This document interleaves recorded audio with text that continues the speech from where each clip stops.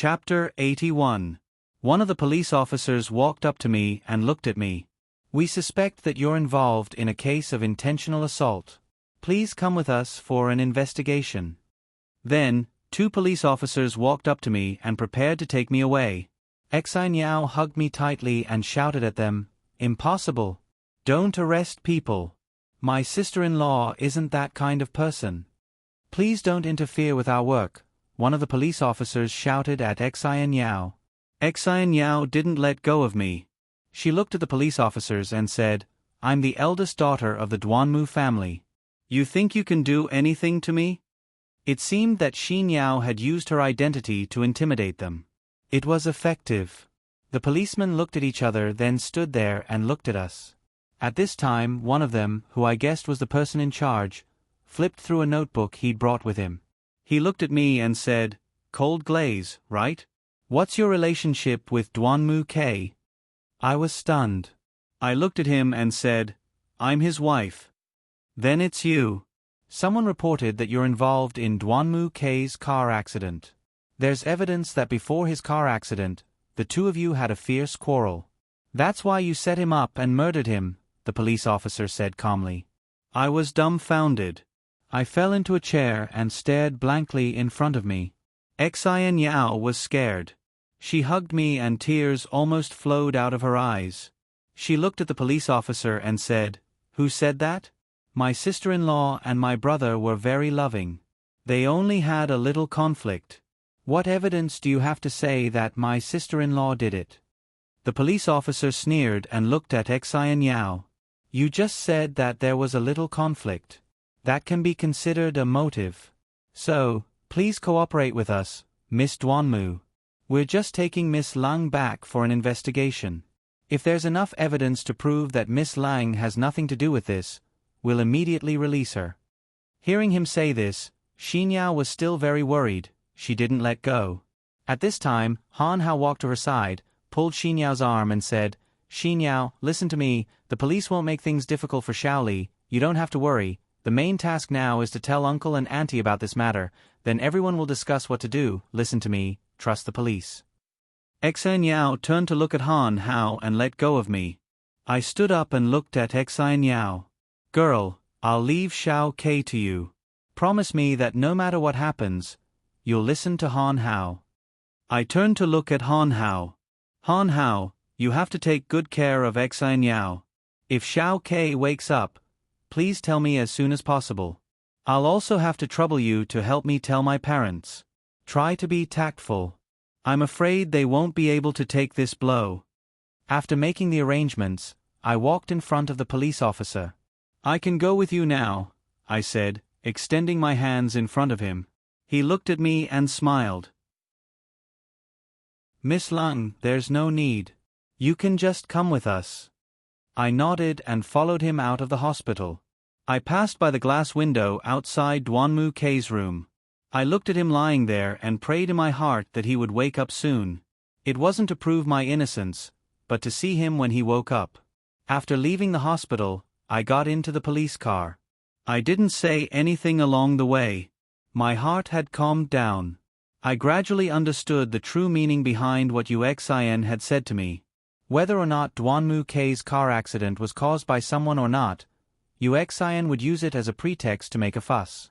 She would frame me and say that I was the one who designed the accident.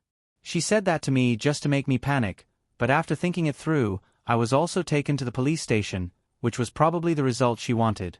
When we arrived at the entrance of the police station, I got out of the car and followed them into the interrogation room. I naturally sat on a stool. The leading police officer and the other police officer sat across from me. He flipped through the information he had brought in and looked at me for a long time. I sat there calmly and looked back at him.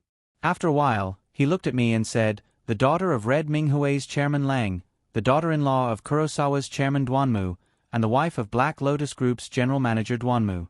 Your identity is quite valuable." I sneered and looked at him.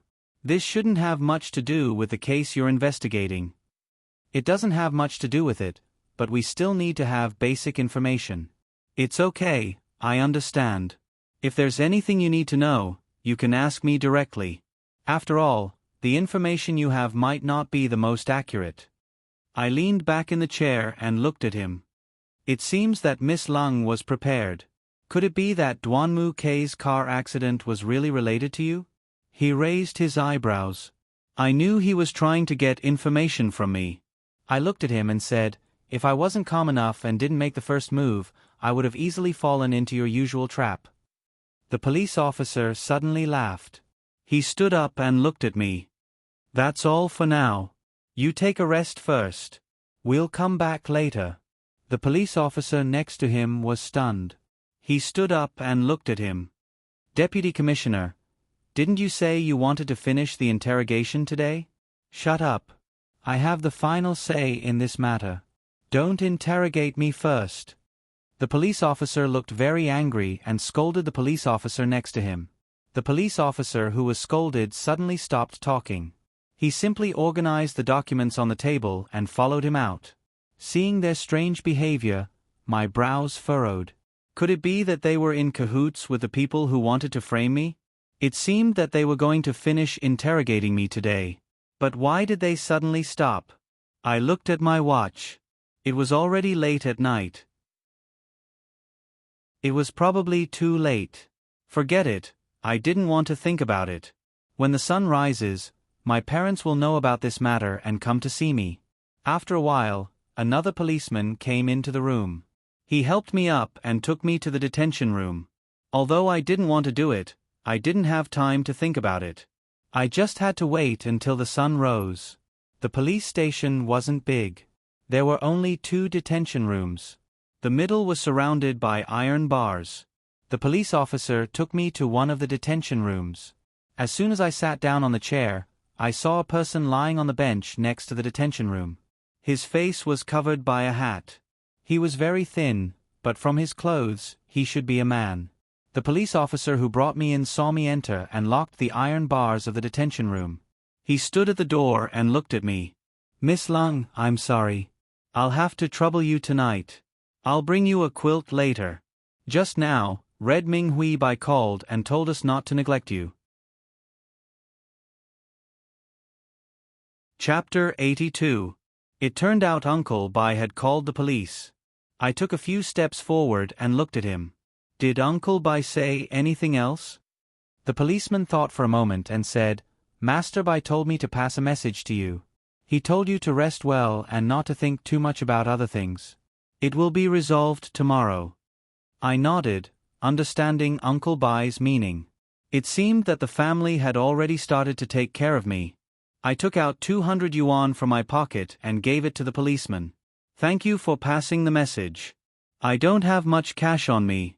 Although it's not much, take it. He looked at me and said, Miss Lung, I can't take this money. This is what I should do. I can't take your money. I grabbed his clothes and stuffed the money into his pocket. I looked at him and said, Just take it that I bought the message from you. You can leave. I pushed him away. He looked at me and nodded helplessly. Thank you, Miss Leng. Then he turned and left. I walked to the bench and sat down. Although it was summer, the night was still cold. I curled up into a ball as I waited for the quilt. Can I report a policeman for taking bribes? A man's voice came from the detention room next door. I glanced over and guessed that it was the man lying down. The man sat up and took off the hat covering his face. He looked at me and said, Miss Lang. I stood across from him and looked at him carefully. He was quite handsome. His face wasn't very mature, but it had a trace of coldness. Although his clothes were old, they were very clean. He didn't look like a bad person. Miss Lung, why are you staring at me like that? Have you fallen in love with me? He stood up and took 2 steps forward, getting closer to me. If you dare to tell anyone about what happened just now, I can't guarantee what I will do to you. I didn't like the way he flirted with girls. I stood there and looked at him, giving him a warning. He laughed and looked at me as he laughed. Are you angry? I was just joking with you. Is it necessary? Besides, if I really did say it, who do you think would believe me? Listening to him, I sighed in my heart. It was true.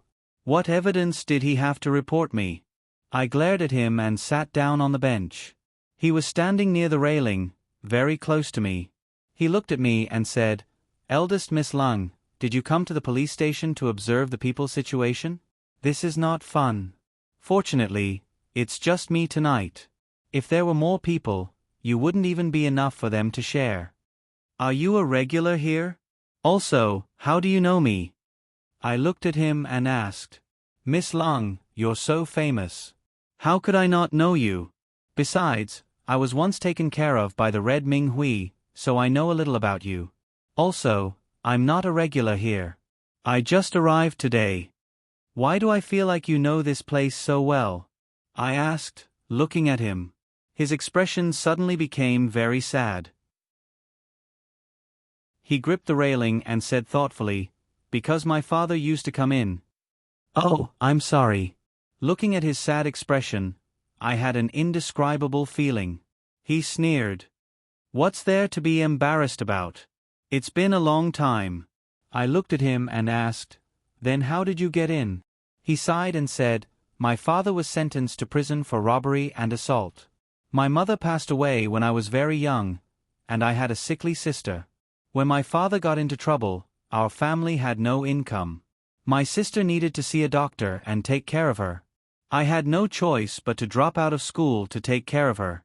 Later, we sold our house, but we didn't have enough money. My education was low, so I couldn't earn much money. I couldn't take care of my sister because of the time conflict, so I had to live like this for a long time, starving and full. Until yesterday, my sister was so sick that she needed an operation urgently, but I didn't even have the money to buy the medicine. I had no choice but to steal it. But as soon as I put my hand into that woman's bag, she caught me and sent me here." Listening to his story, I didn't feel good. I didn't know how to comfort him, so I looked at him and said, "Everything has a solution. Don't worry." He smiled and said, "If I were alone, I'd be fine. But I'm worried about my sister. She's in the hospital right now.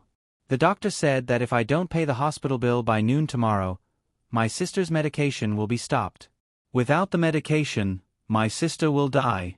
Sigh, I really regret trying to steal that woman's purse. If I had stolen it, my sister might have been able to live. But I didn't, and I'm still locked up here.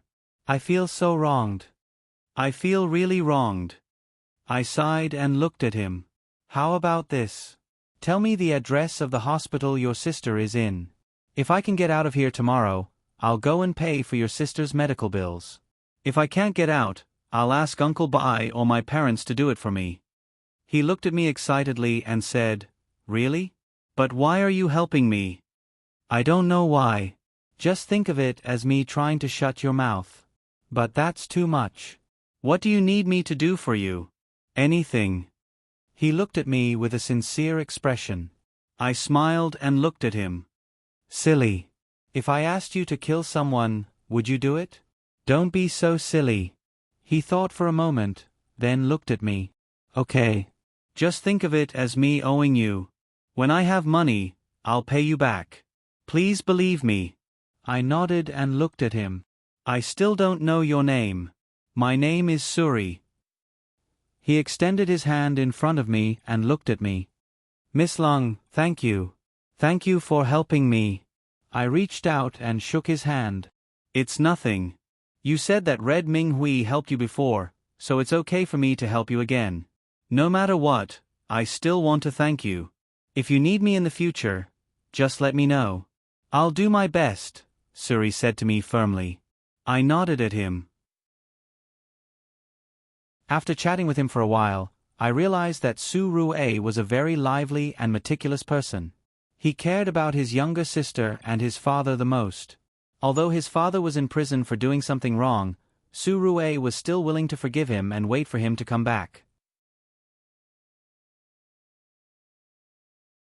Chapter 83. Suri and I talked all night.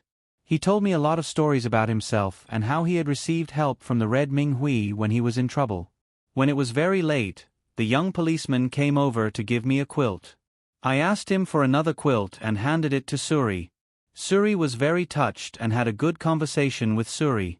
It was as if he regretted not having met sooner. I took a nap. After about an hour, it was morning. The young policeman was very attentive. He even prepared breakfast for me and Suri. After breakfast, I waited in the detention room for my family to come and pick me up. After waiting for a while, the young policeman came in front of me. He looked at me and said, "Miss Lung, Uncle Bai brought a few people to pick you up. Because there is insufficient evidence and you have a sufficient alibi, you have been eliminated as a suspect." I smiled at him and said, "Thank you." I turned to look at Su Rue and said, "Little Su Rue, I'll definitely do what I promised you. I'll go and arrange for your sister's surgery now. I'll take care of all the expenses, so you don't have to worry." Suri looked at me with an excited expression and said, "Really? Thank you so much, Miss Lung. I didn't expect you to be so kind." I looked at him and smiled. "Just call me Xiao Li in the future. When I'm done with your sister, I will come and get you out." "Really?" Suri's eyes flashed with tears. "Don't worry, I will do what I say." I waved at him and followed the young policeman out. When I arrived at the reception room, I saw my father and mother sitting in chairs. Behind them stood Uncle Bai, Han Hao, and Xin Yao. I sat opposite my parents, and the very authoritative police officer who interrogated me yesterday sat next to us. He looked at my parents and said, "Mr. Lung, after a night of investigation, it has been verified that your daughter indeed has a sufficient alibi and has nothing to do with the car accident in Douanmu, Quebec. You can take Miss Lang and leave." The father looked up at him and said, "I already know about this. What I want to know now is whether my son-in-law's car accident was caused by someone or an accident." The policeman was stunned. He looked at my father and said, "Well, we are still investigating. When the investigation is clear, I will inform you, Mr. Lang." My father stood up, and before he left, he looked at him and said, "You'd better let me know that you didn't intentionally arrest the wrong person. Otherwise, I'll destroy the entire police station.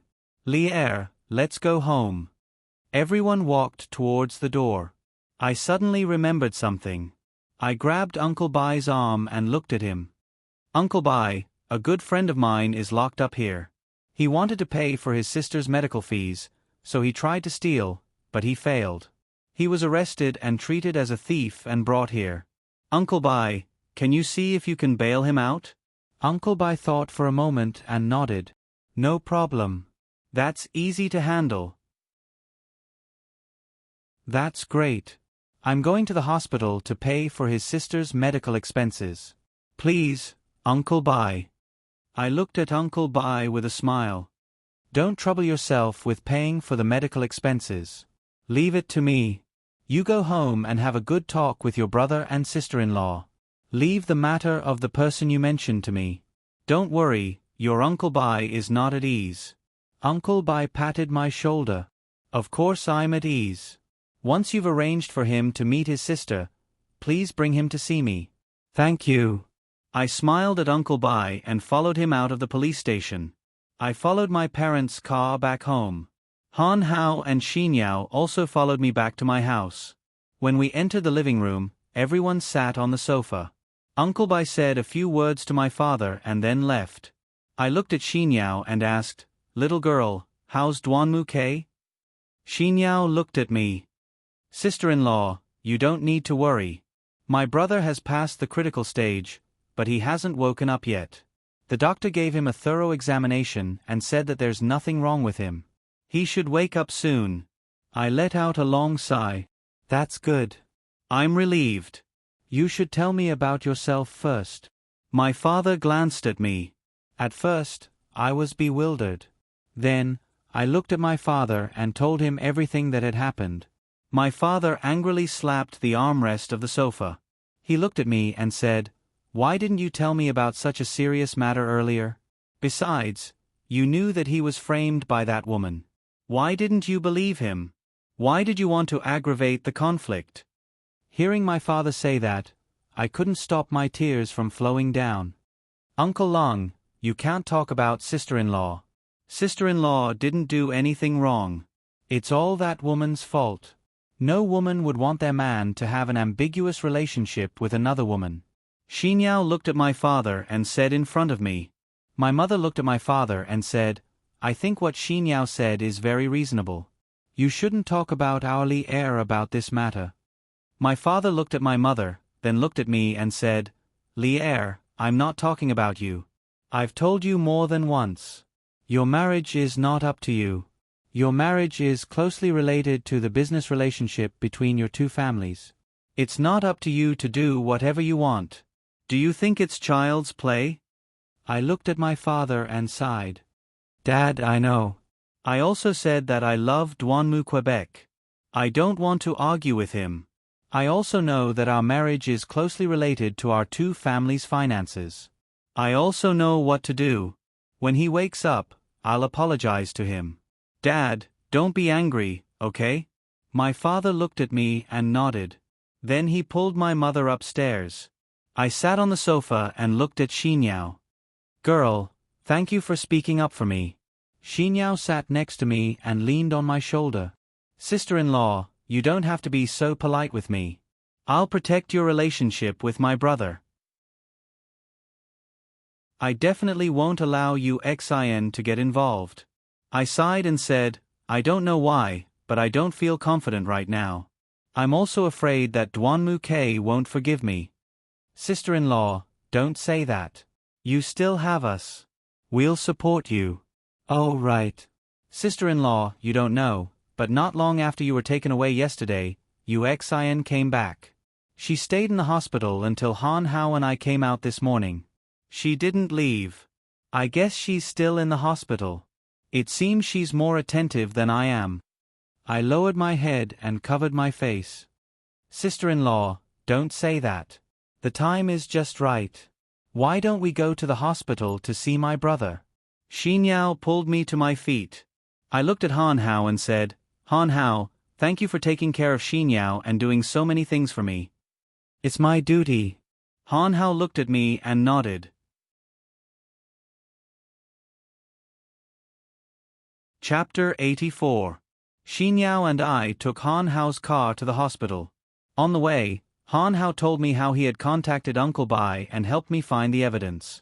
It turned out that they had contacted the driver who was at the scene and proved that he had caused the accident because he was tired and driving. It had nothing to do with me.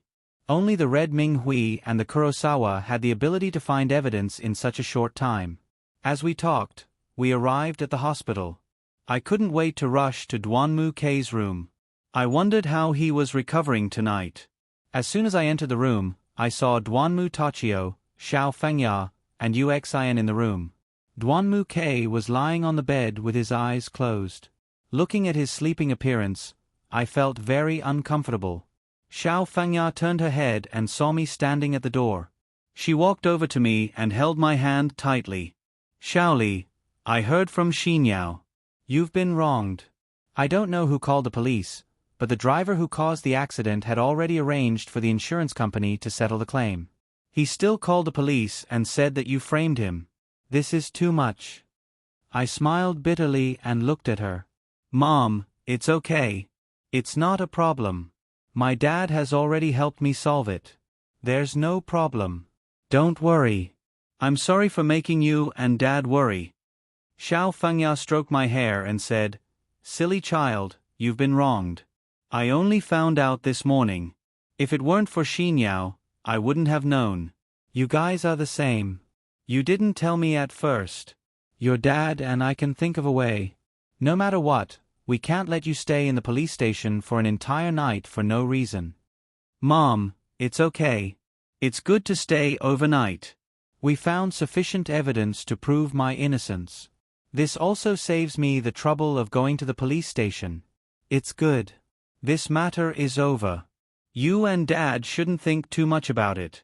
I turned to look at Duanmu K and asked, Mom, how's Xiao K?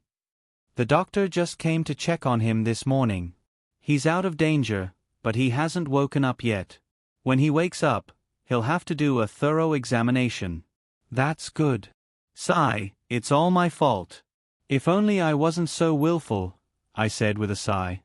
Xiao Fengya took my hand and said, I've already heard what happened from Xinyao. It's obviously not your fault, so don't think too much about it. K, Is still not mature enough. If he was mature, he wouldn't not know that he should let you have your way. I was stunned. I looked at her and said, "That's normal.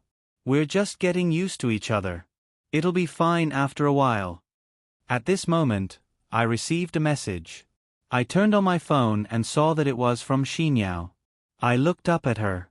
I didn't understand why she would send me a message when she was so close to me. She pointed at her phone and gestured for me to see the message. I unlocked my phone and read it. It said, "I cleverly avoided the topic of UXIN. I remember you and my brother said that you didn't have enough evidence to accuse UXIN of everything. That's why I didn't tell Mom. I thought to myself that this little girl was more reliable." I looked up at her. She winked at me mischievously. Then, she pulled Han Hao out of the room. Xiao Fengya and I chatted casually. She asked me about what happened last night. I told her the truth. At this moment, Yuxian walked in front of me and Xiao Fengya. She looked at Xiao Fengya and said, "Auntie, I see that Duanmu Gij is fine. Everyone is here. I'll go back and rest. I'll come back tonight to keep an eye on things." I looked at her and said, "It's fine.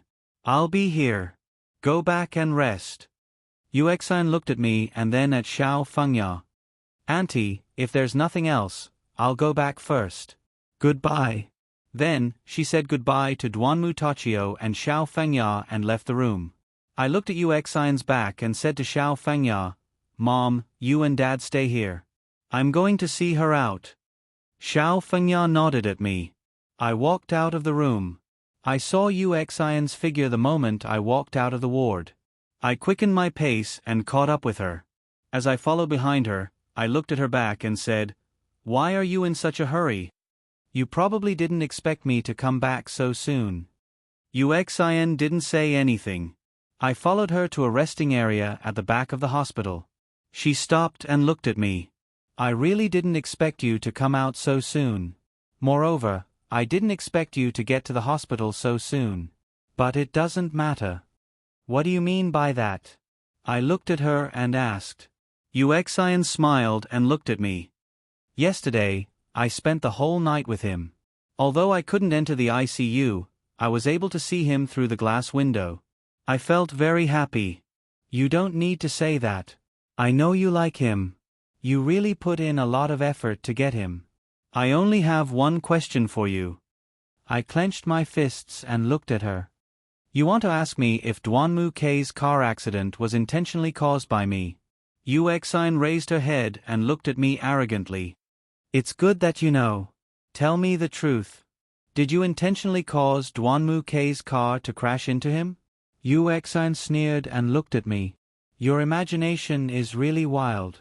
I really don't like how Duanmu Gij treats you too well. I hate you. But no matter what, I wouldn't scheme to hurt Duanmu Gij. He's the only person I cherish. He's the only one I can't lose. Xinyao is still hiding things for you in front of Mom and Dad. Aren't you afraid that we'll tell Mom and Dad the truth? If they really know, do you think you'll have a good ending?" I took a step forward and looked into her eyes. Yuxian looked at me and said, "It doesn't matter. Uncle Duanmu didn't trust me from the beginning. Whether I lied to him or not, the result would be the same. As for Auntie Xiao, you don't have to worry. She's the same as you, a soft-hearted person. She treats me so well, how could she bear to hurt me? Am I right?" Listening to Yuxian's words, there was a clear provocation in her tone. "Since you know that she treats you so well, why do you still want to mess up our lives? No, if you didn't appear, I guarantee that Duanmu Gij would definitely fall in love with me. It's all because of you. Right now, I don't have anything.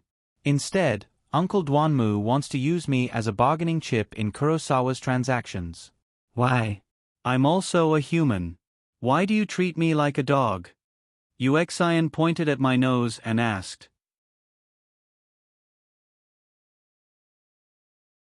Chapter 85. Sighing, I looked at Yuxian and said, "You're thinking too much. No one treats you like a dog. You just didn't see it when everyone was nice to you in the beginning. Yuexin turned around and said, "Forget it. Things have developed to this point, and I don't feel like I've lost anything. You don't need to be too proud.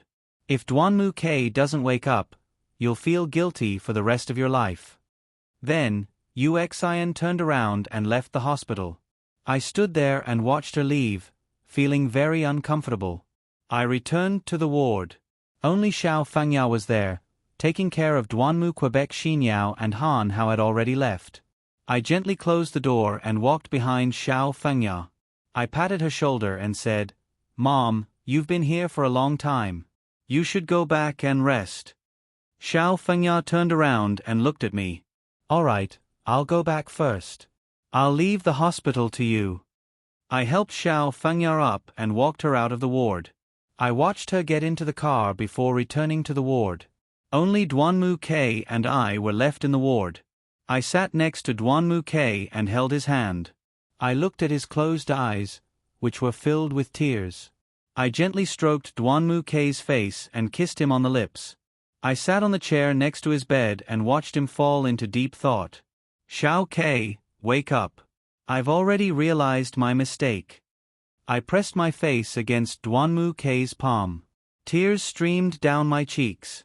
I looked at him and said, "Do you know how sad I was when you got into a car accident? I didn't feel anything when I was wronged, but when I saw your life hanging by a thread in the emergency room, I broke down. I will never misunderstand you and you Xian again. I know you love me. I will never do that again. Please believe me, okay? So, wake up. I have a lot of things to tell you." I lay next to Duanmu K and couldn't stop my tears from flowing down.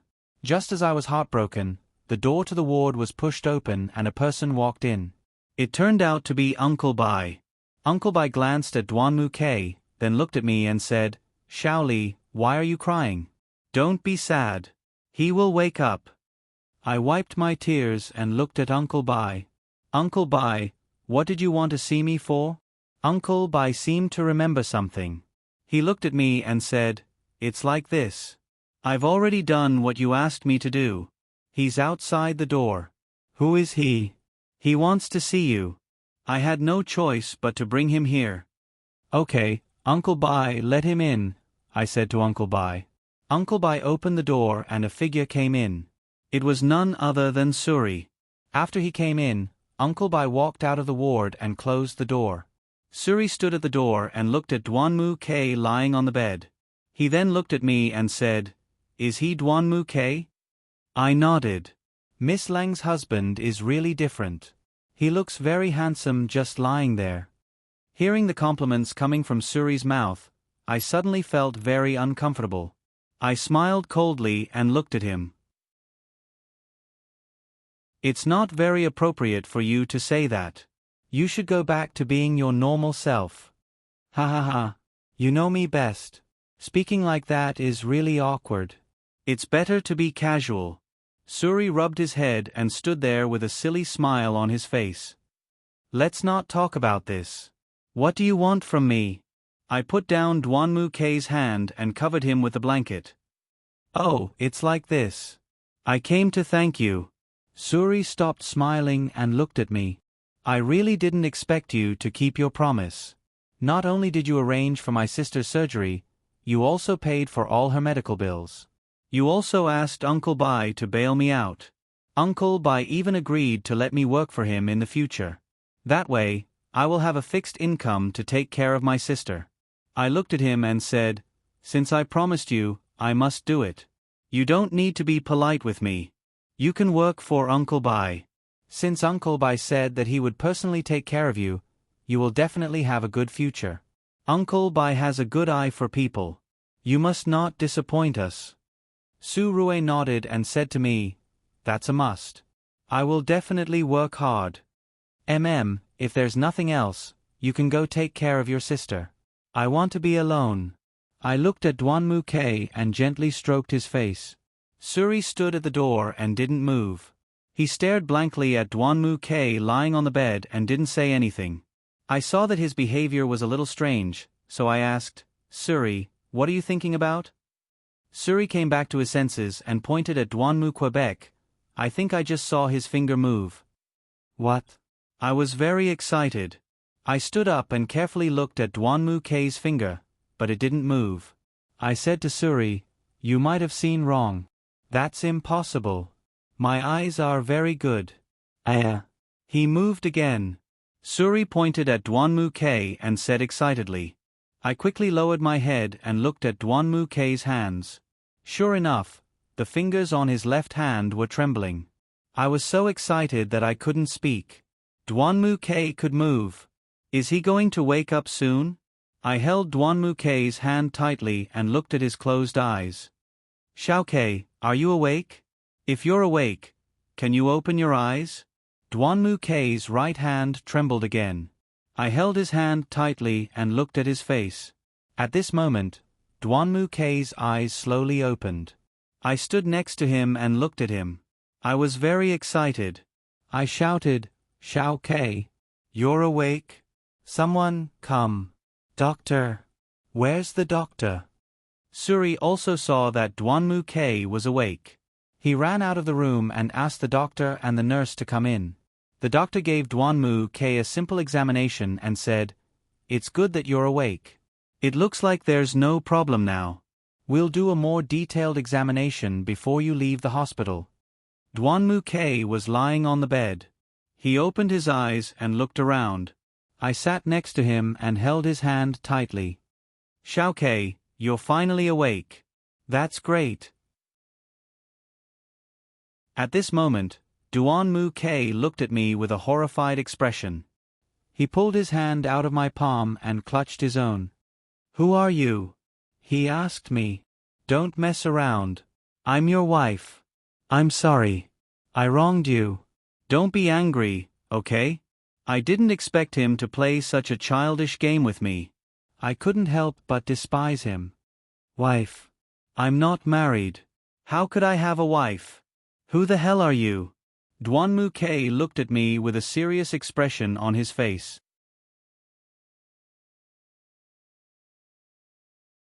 Chapter 86.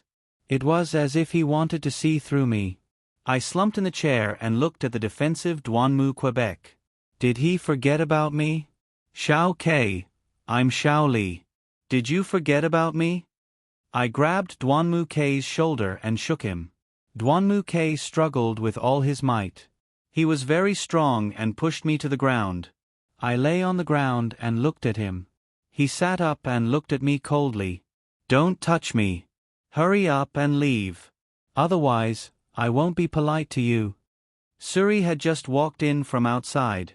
When he saw me on the ground, he quickly ran to my side and helped me up. He looked at me and said, "Miss Lung, why are you on the ground?" I got up and patted the dirt off my body. "It's nothing. Xiao K accidentally pushed me. It's nothing." "What? Why did he push you?" Suri turned and looked at Douanmu Quebec. "Douanmu K, what are you doing? What right do you have to push her?" Douanmu K looked at Suri from head to toe and said coldly, "Who are you? Forget it. It doesn't matter who you are. You know this woman, right? Hurry up and take her away. Tell her not to cause trouble here. Otherwise, I won't be polite to you too." "You." Suri was about to continue when I stopped him. I stood in front of him and motioned for him to stop talking. I looked at Suri and said, "Help me call the doctor. Also, tell the nurses to call Douanmu's family and tell them that Douanmu K woke up. I'll be here. Hurry up and go." Suri looked at me with a worried expression. "Are you okay by yourself?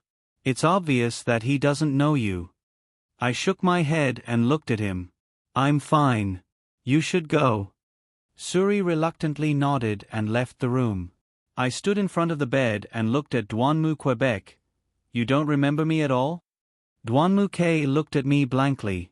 "I don't remember, but I feel like I've seen you somewhere before." "Can you think about it?"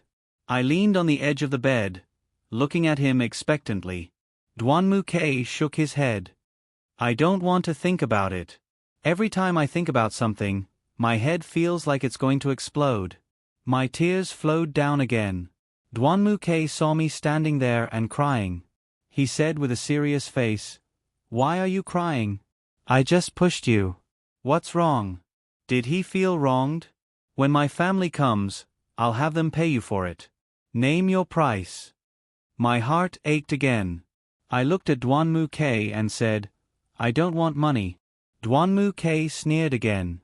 He looked at me and said, "You don't want money? What? You want me to marry you? We're already husband and wife. What's there to talk about?" "Oh. How come I don't remember being married?" "What? Do you really think I can marry you or something? Why don't you look in the mirror and see what kind of person you are? Even if you gave me something like you for free, I wouldn't want it." Hearing Duanmu K say those words, my heart ached. I clenched my fists and looked at Duanmu Quebec. "No matter what, do you think you're doing the right thing by insulting a woman like this?" "I'm insulting you? Who knows whether or not you're trying to get close to me? I've seen a lot of women like you. If you can't get a man, you'll do everything you can to trick him into bed. Then you'll make that man take responsibility for you. How bad are you?" "Shut up." I couldn't bear it any more. I put my hands on the edge of the bed and looked at Duanmu K fiercely. "What? You want to beat me up? Come on, do you think my family will forgive you?" Duanmu K stared at me with a hint of arrogance in his eyes. "You." Just as I was about to curse him, the door to the room was pushed open. A figure ran in. It was Xiao Fengya. Xiao Fengya walked straight to Duanmu K's bedside. She touched his face and carefully looked at him. "Duanmu K, you're awake? That's great. Thank goodness you're okay. If something happened to you, how would your father and I live?" After saying that, she hugged Duanmu K tightly in her arms. "Mom, what happened to me? Why am I in the hospital? I should be fine. Let's go home in a bit." Duanmu K looked at Xiao Fengya and said with a smile, "What? You don't remember? Silly son, let's wait a while and let the doctor check again. If there's really nothing wrong, then we'll go home. Xiao Li is also here. Let's go together." Xiao Fengya turned around and looked at me with a bright smile. "Xiao Li? Mom, how do you know that woman? Who is she?" Duanmu K looked at me. His expression suddenly became very serious. Xiao Fengya cupped Duanmu K's face and said, "What? Son, you don't know her? Don't scare Mom. What happened?" "Nothing happened.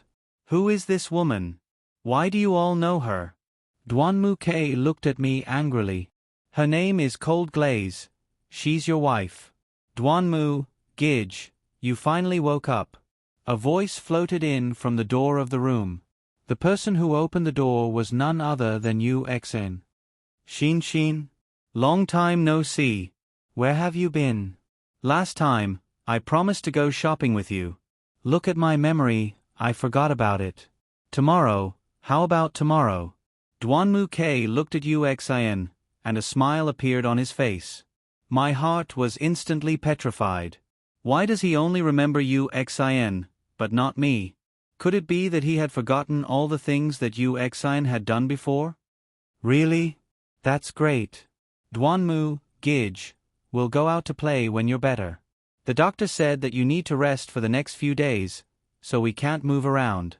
Yu Xen changed her usual cold temperament, and suddenly became like a cute girl. She acted like a spoiled child in front of Duanmu Quebec. Was this a dream? Why do I feel like the whole world has changed? I pinched my arm. It hurt a lot. Looks like it's not fake. If it's real, then it's even scarier. Duanmu K has already forgotten me. He definitely won't remember the time we spent together. What should I do? He will be kidnapped by Yu Xen. What should I do? Son, you really don't remember? Li'er is your wife. When you two were together, you were very sweet and happy. What happened to you? How could you suddenly forget? Don't scare Mommy, okay? Xiao Fengya looked at Duanmu K, and her face was full of worry. At this time, Suri brought a doctor and a nurse to Duanmu K's room. The doctor did a simple examination of Duanmu K's situation, and then asked Duanmu K a few questions. Afterwards, he looked at us and said, "According to observation, there is no external problem. But from the description, young Master Duanmu may be suffering from amnesia. We need to do a brain CT scan to know the result."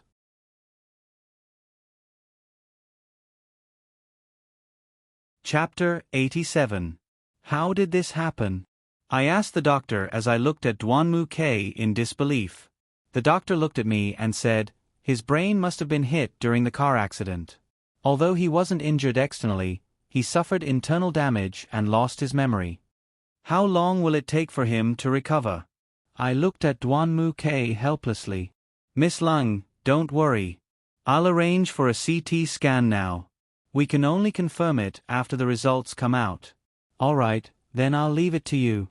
The doctor left the room with the nurse. Not long after the doctor left, Duanmu K, Xiao Fengya, Xin Yao, Han Hao, and Yu Xin all rushed into the room. They surrounded Duanmu Quebec. Xiao Fengya was so excited that tears streamed down her face. She looked at Duanmu K and said, "K, you're finally awake. This is great." "Mom, why are you crying?" "I'm fine, aren't I?" Duanmu K turned around and saw Xin Yao and Han Hao together. He asked in confusion, "Xin Yao, how come you're back? You're with Han Hao? You're not bad. I only have one precious little sister. You can't bully her. Otherwise, I won't be polite to you." Xin Yao and Han Hao looked at each other. Then she looked at Duanmu K and said, "Brother, did you forget that we're together?" "I didn't know." "Really, why didn't you tell me?" Xin Yao felt that something was strange. She walked to my side and pulled me in front of Duanmu Quebec. She asked Duanmu K, "Brother, do you know her?" Duanmu K's expression changed instantly. He looked at me angrily and said, "Why do you all say that I know her? I've already said that I don't know her at all. It's really strange. How do you all know her? Don't be rude. This is your legal wife." Duanmu Tochio rebuked Duanmu Quebec, "Dad, I've already told you that I'm against arranged marriages. Moreover, I don't even like her. I will never marry her." Duanmu K said firmly to Duanmu Tochio. Duanmu Tochio said, "Uncle, don't be angry. Let's let the doctor examine Duanmu Gij first." Yu Xian looked at Duanmu K and smiled. "Xin, why do I feel like I haven't seen you for a long time? You seem to have lost weight. Did someone bully you? When I get home, I'll get even for you." Duanmu K looked at Yu Xian and revealed a smile that hadn't appeared in a long time. Looking at the two of them, my heart felt like it was being stabbed by a needle. I looked at Duanmu Tochio and Xiao Fengya and said, "Dad, Mom, I'm leaving first." Xiao Fengya pulled my hand and said, "Xiaoli, wait a moment. Don't go." She looked at Duanmu K and said, "It doesn't matter if you remember or not. She is your wife. It doesn't matter if you admit it or not, we admit it. Mom, you better not force me. I already said that I won't marry someone I don't like. If you continue like this, I'll really leave." Duanmu K sat on the bed and looked at Xiao Fengya and Duanmu Tochio with a determined attitude. I patted Xiao Fengya's shoulder and said, "Mom, don't say any more.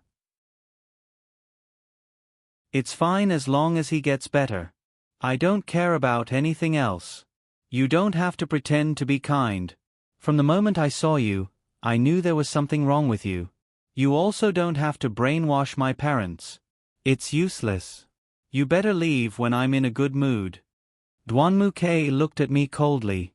Yu Xian stood next to him with a bright smile on her face. "Okay, I'm leaving." I turned around and walked towards the door. At that moment, I couldn't control the tears in my eyes and they flowed down. Sister-in-law, don't go." Xinyao shouted behind me with all her might. I didn't stop and continued to walk forward. "Xinyao, you can't chase after her." Duanmu K roared at Xinyao. "Brother, you..." Without waiting for Xinyao to finish speaking, Suri stood behind me. Suri looked at Xinyao and said, "Since young Master Duanmu Ke told you not to chase after her, then please don't bother our family's Missy anymore." With that, Suri turned around and followed me out of the room. After leaving the room, I walked towards the green area behind the hospital. Suri followed closely behind me and didn't say anything. We walked to a place where there weren't many people. I casually found a stone bench and sat down. I raised my head and saw a large tree with lush foliage. Suri stood next to me. I could hear him sigh, but he didn't say anything. After a while, I didn't know what was going through my mind. When I thought about Duanmu Ke waking up, my heart was very excited. But when I thought about how he forgot about me, my heart felt like it was being torn apart. My tears flowed down once again. At this time, Suri handed me a tissue. I didn't raise my head. I took the tissue and wiped the tears from the corners of my eyes. "Thank you," I said softly. Suri sighed again. "You're too courteous. But you're completely different from the one I met yesterday." As I wiped my tears, I said to him, "What's the difference?" "It's just me anyway." "Do you feel better after crying?" Suri squatted down and looked at me. "Sorry, I don't know how to comfort girls." Suri scratched his head and looked at me with a silly smile. I looked at him and nodded. I suddenly felt that when other people were wronged, they had their loved ones by their side. But when I was wronged, it was because of a friend I just met. Suri stopped in front of me and looked at me. "Missy Lung, I've decided to leave Uncle Bai." Hearing his words, my heart trembled. "You're leaving? Where are you going?" Suri stood up and looked at me. "Please allow me to stay by your side and be your subordinate. I want to be your bodyguard." I raised my head and looked at him. "What did you say?" Suri, who was thin and weak, looked particularly tall under the sunlight. He looked at me and said, "I don't know why, but when I saw him treat you like that, I felt an inexplicable anger in my heart. But I know that he's the one you love, and I can't hurt him, so I endured it. But when I saw you being wronged, I felt an urge to protect you. Do you think I'm being very childish?" My tears flowed down again. I hadn't expected him to say that. Suri looked at me crying and immediately panicked. He squatted down and looked at me. He took out a tissue from his pocket and gently wiped the tears on my face. "I'm sorry," he said softly. "Did I say something wrong to make you cry? I didn't do it on purpose. Please don't cry. I don't know what to do with you like this." As I wiped the tears from the corners of my eyes, I looked at him and said, "No, it's just that no one has cared about me like this for a long time. I feel very touched. Thank you, Suri."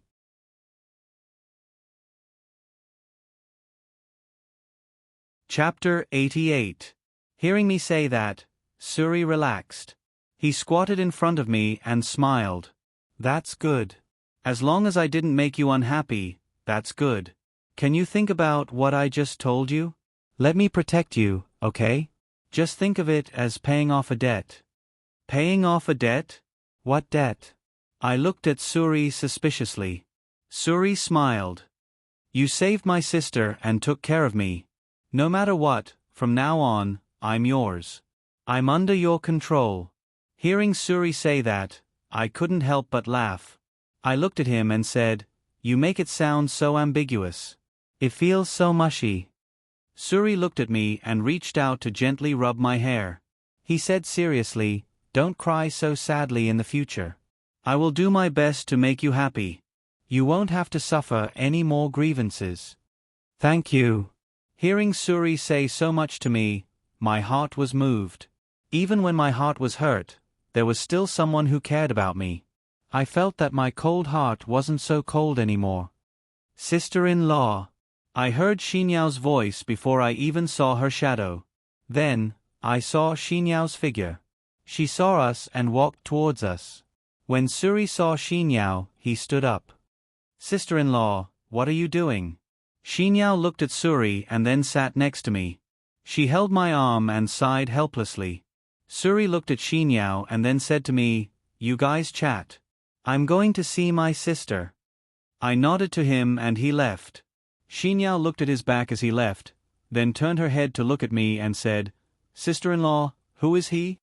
"My new male bodyguard. His name is Suri." "Sister-in-law, did you fall in love with someone else? Do you not love my brother anymore?" Xinyao pouted and looked at me with an aggrieved face. I gently patted her head and said, "Silly girl, what are you talking about? I met him in the police station. He used to be taken care of by the Red Minghui. His sister was sick and needed surgery. I saw that he was a good person. After leaving the police station, I paid for his sister's medical expenses and arranged for her surgery. At the same time, I bailed him out and arranged for him to work for Uncle Bai. Today, when he saw Duanmu Kei's attitude towards me, he suddenly felt very angry. Then, he told me that he wanted to work for me and protect me."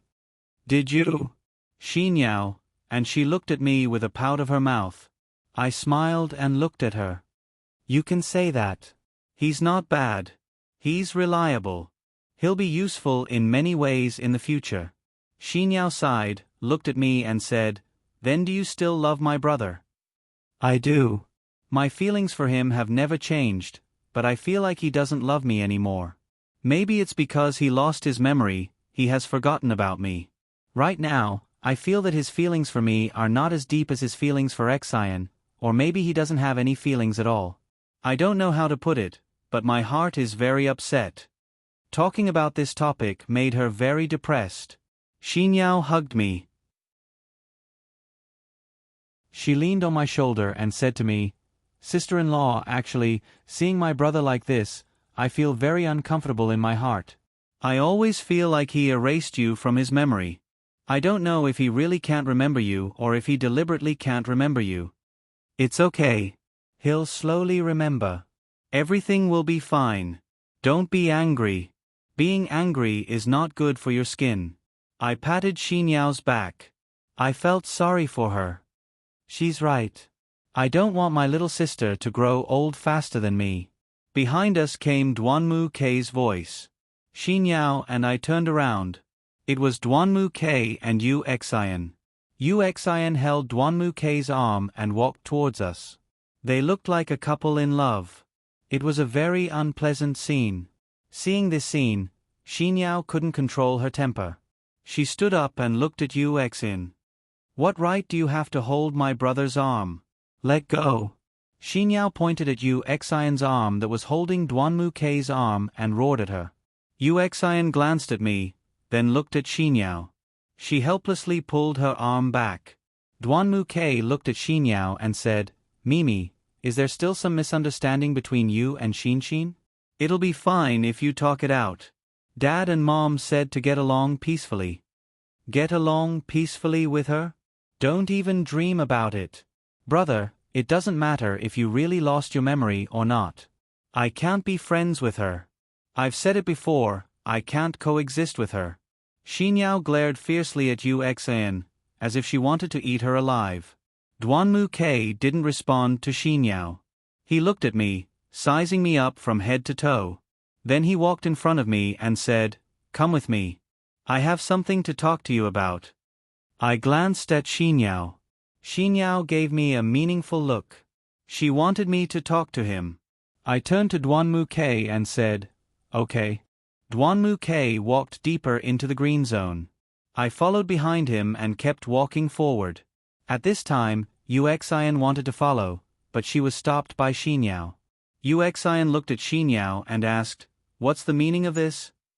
Xinyao stood in front of Yu Xian.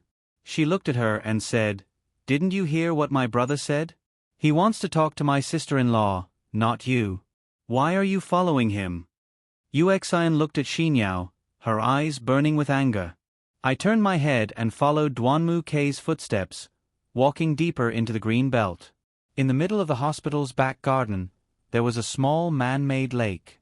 Walking to the lakeside, Duanmu Kei stopped. I stood behind him, suddenly feeling that this figure was both familiar and unfamiliar. Duanmu Kei suddenly turned around, looked at me and said, "I've already heard about the matter between you and me from my parents and Xinyao. I'm sorry, I didn't know that I lost my memory, It was after they finished telling me that I lost my memory. Hearing him say that, my mood improved a lot. I smiled at him and said, "It's okay. As long as you can recover, your health is more important than anything else.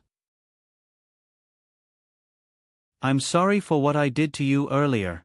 Before I understood the situation, my attitude toward you was extremely bad. I'm sorry for making you suffer." Duanmu K stood in front of me and apologized. I had a feeling that something bad was about to happen. "It's okay. There's no need to apologize between the two of us." I looked at Duanmu K's face. The feeling in my heart was indescribable. "I won't beat around the bush with you. I called you here because I want to talk to you about us." Duanmu K stood in front of me, his expression calm. "What do you want to talk to me about?" I looked at Duanmu K and asked, "Let's get a divorce."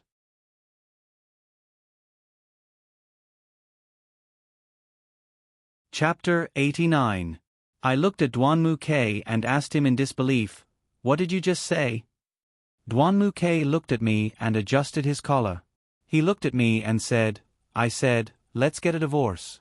Since it's a marriage arranged by our parents, and you didn't want it to happen, we should hurry up and end this situation. I won't affect your life, and I hope you won't affect mine." I calmed down and looked at Duanmu Quebec. "Is this your own idea?" "Who else would it be?" He looked at me, his eyes strange. Tears rolled down from the corners of my eyes. Duanmu K looked at me and was stunned for a moment. Then he said, "Oh, I understand. How about this? Give me your bank account number. After we get a divorce, I'll give you a handsome sum of money as compensation." "Who wants your stinky money?" I turned my face away from him. Duanmu K sneered. He looked at me and said, "Don't all women love a man's money?" "Oh, I understand what you mean. We've already had sex. Don't worry, I'll give you a handsome sum of money as a breakup fee, including compensation for the psychological damage and the loss of your youth. What do you think?" I turned to look at him and said, "I told you I don't want your money." Duanmu K walked over to me. He reached out and pressed me against the tree. Looking at me, he said, "Lang Yu Li, you'd better do what you say. Don't cross my bottom line. Otherwise, I don't know what I'll do to you." My shoulder hurt from being pressed against the tree. I sneered at Duanmu K and said, "I've experienced the old you. If I was an angel in the past, then I'm definitely a demon now." Duanmu K let go of my hand and looked at me. I didn't want to look at him. Duanmu K continued, "Since you've been living in my house, I'm not in a hurry to let you move out. I don't want people to say that I, Duanmu K, am too decisive. I'll give you half a month. After half a month, I don't want to see anything of yours in my house." "No need. I won't go back. You can get rid of everything related to me." Duanmu K's words made me very angry. Duanmu K suddenly reached out and grabbed my chin. He raised my head and stared coldly into my eyes. I didn't avoid his gaze and looked him in the eye. Duanmu K looked at me and said, "This matter is not up to you. I say when you can leave, then you can leave. You want to leave now? Impossible. I don't care how powerful the Red Minghui is. I only care about who dares to disobey the Duanmu family. I advise you to recognize the situation and don't do anything useless. You want to escape? Impossible." I shook off Duanmu K's hand and looked at him. "Don't touch me. Why do you make all the decisions? Don't think too highly of yourself. If you marry a chicken, you have to follow the chicken. If you marry a dog, you have to follow the dog. Since you married me, married into the Duanmu family, you have to listen to the Duanmu family."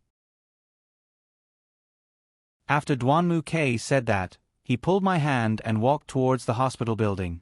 Although I struggled, Duanmu K was too strong. I felt a faint pain in my wrist. However, Duanmu K didn't seem to want to let go. When we reached the bench where I had rested earlier, I saw Yu Xian and Xinyao still standing there. The two of them didn't say anything. They just looked at each other with murderous expressions. When Yu Xian saw Duanmu K pull me over, she smiled and walked over. She looked at Duanmu K and said, "Brother Duanmu, you talked for so long. You should go back and rest. The doctor said you should rest on time." Duanmu K looked at Yu Xian and smiled. He said softly, "Okay, I know. Let's go back to the ward." Duanmu K used all his strength to throw me in front of Xinyao. I lost my balance and almost fell. Xinyao quickly supported me. She looked at Duanmu K and said angrily, "Brother, what are you doing? Look, you've made sister-in-law's wrist red." Xinyao gently held my wrist. There was a clear handprint of 5 fingers on it. Duanmu K looked at Xinyao. He pointed at me and said coldly, "Xinyao, go back and tell Mom and Dad that I've already talked with her. In 15 days, we will divorce. For the sake of our Kurosawa's face, I won't drive her away for the next 15 days. You take good care of her. It's best if she stays at home for the next 15 days. Otherwise, don't blame me for being impolite." Duanmu K looked at me, then turned around and pulled Yu Xin toward the hospital building. "Brother, how can you be like this?" Xinyao looked at the backs of Duanmu K and Yu Xin. She was very angry. She roared at Duanmu K, but Duanmu K didn't even turn his head. He left with Yu Xin while talking and laughing. I tightly gripped Xinyao's hand and said, "Forget it, Xinyao, let him be." "But, he wants to divorce you. Sister-in-law, he's so close to Yu Xin. Is he going to be with that slut?" "Sister-in-law, you can't agree to divorce him." Xinyao supported me and looked at me as she spoke. I shook my head with a cold smile and said, "What else can I do? I don't know what to do to make him remember our past." "Sister-in-law, don't get agitated. Your wrist is injured. I'll take you to the hospital to get it bandaged first." Xinyao lifted my wrist that was red from Duanmu K's grasp and said worriedly, "No need. Compared to this, my heart hurts even more. But there's no medicine to treat it." My tears flowed down again. Seeing me cry, Xinyao hugged me tightly. She patted my back and said, "Sister-in-law, don't cry. Let's go home first. I'll talk to Mom and Dad about this. I want to see how my brother can win against the 3 of us." I leaned into Xinyao's embrace and suddenly thought of a person. I dialed his number. "Hello, where are you? If there's nothing, can you come find me? That's mine." After saying that, I hung up the phone. Leaning into Xinyao's embrace, my tears flowed down uncontrollably. Xinyao whispered into my ear, "Sister-in-law, who did you just call?" "You'll know in a bit." I didn't say much and waited for that person to come. After 5 minutes, I heard the sound of hurried footsteps from not too far away. I let go of Xinyao and turned around. As expected, it was Suri. He ran all the way in front of us. Standing there, he looked at me and panted, "Missy, what's wrong? Did something happen?" I looked at Suri and said, "Didn't you want to stay by my side and be my bodyguard? Does that still count?" "Of course it counts. Missy, you agreed?" Suri looked at me excitedly.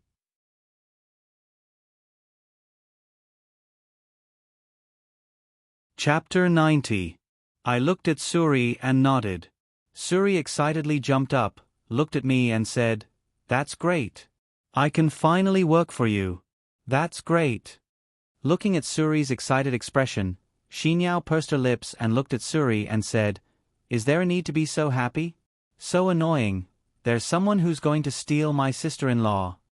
Suri looked at Xinyao and said, "Miss Duanmu K, hello, I am Suri, currently Miss Lang's bodyguard." As he said that, he extended his hand in front of Xinyao and looked at Xinyao with a smile.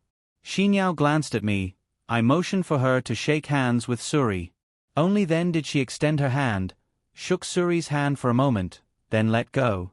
Xinyao looked at me and said, "Sister-in-law, what do you mean by taking him in as a bodyguard?" I looked at Xinyao and said, "I'll have to ask you to put in a good word for me in front of Mom and Dad." "That's not a problem. The key is what you want me to do."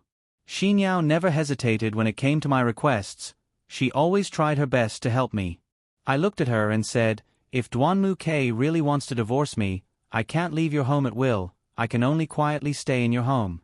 Also, I can't predict what UXIN will do to me during this period of time. Now that I don't have Dwanmu K as a guarantee, if UXIN really wants to do something to me, I won't even be able to resist. That's why I'm taking Suri with me. First, he can protect me, and second, he can do a lot of things for me. So, I'll have to trouble you to talk to Mom and Dad and let Suri enter the Dwanmu K's home for 15 days. If we really divorce, I'll take him with me. Xinyao pulled my hand and said, "That's not a problem. I'll talk to Mom and Dad, they'll definitely agree. Sister-in-law, don't worry about this. But don't worry, I won't let you divorce. You have to believe me, I'll definitely keep you by my side." I looked at Xinyao and said, "Okay, I'll leave it to you. Let's go home first." Suri looked at me and said, "Miss, I'll go make arrangements for my sister first, then I'll go over." "No need, I'll call Uncle Bai later. I'll leave everything here to him. You can come with me," I said to Suri. "Ah, is that appropriate? I didn't even prepare a change of clothes or toiletries. If I really move in, wouldn't it be too abrupt?" Suri asked worriedly. Xinyao looked Suri up and down from head to toe. Then she said to him, "I see that you have a good body. I have some sample clothes at home that I prepared for the competition. I took a look, and you should be able to wear them. As for underwear and toiletries, I'll ask the nanny to prepare a few more sets." I moved closer to Suri's ear and whispered, "You've gotten a bargain. Xinyao's clothes are all first-tier brands.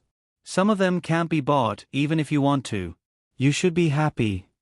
"Really? Thank you so much, Miss Dwanmu."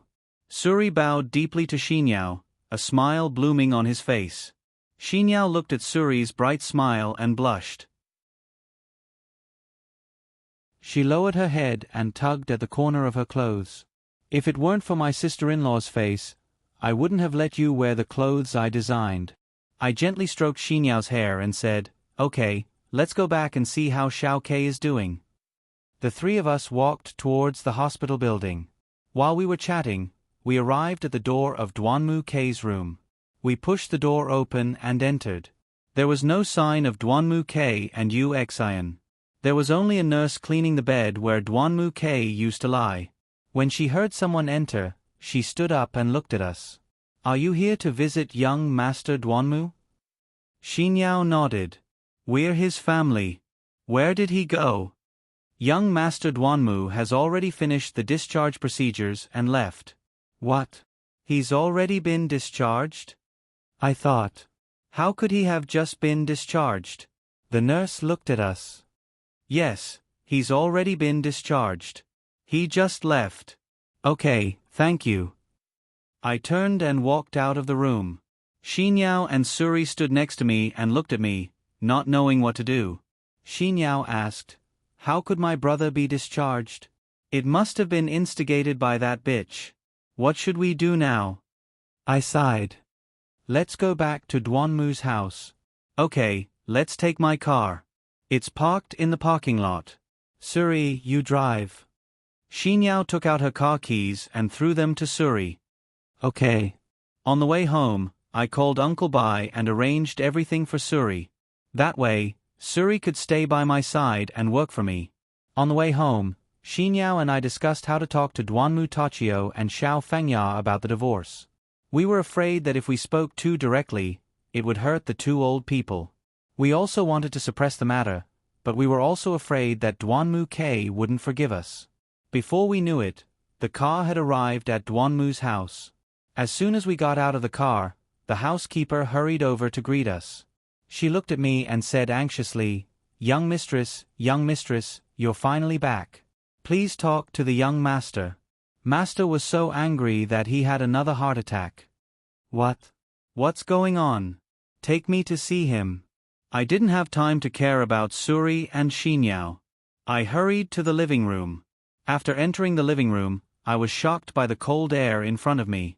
Dwanmu K was standing next to the tea table. UXIN was also standing next to him. Dwanmu Tachio was leaning back on the sofa. Xiao Fengya was sitting next to him, gently massaging his heart. The things on the tea table had been thrown to the ground. The living room was a mess. I couldn't care less. I ran to Duanmu Tochio's side and checked his condition. Fortunately, his life wasn't in danger. I looked at Xiao Fengya and asked, "Mom, how's Dad?" Xiao Fengya wiped the tears from the corners of her eyes. She said to me, "He's okay. I just gave him a few pills. It seems like his condition isn't as bad as before." I turned around and saw Suri, who had come in with me. I said to him, "Suri, come here and give me a hand. Help me carry my father to the car. We'll take him directly to the hospital. Xinyao, follow me and see what's going on. If there's anything, immediately call me." Suri listened to my words and nodded. He walked over and gently helped Duanmu Tochio up. Then he walked towards the door. Xinyao also supported Duanmu Tochio at his side. At this time, Duanmu K walked to the front and blocked Suri's path. He looked at Suri and said, "Put it down. This is our family's business. It's none of your business." "Brother, what do you mean by that? Are you going to let our father get sick like this?" Xinyao shouted at Duanmu Quebec.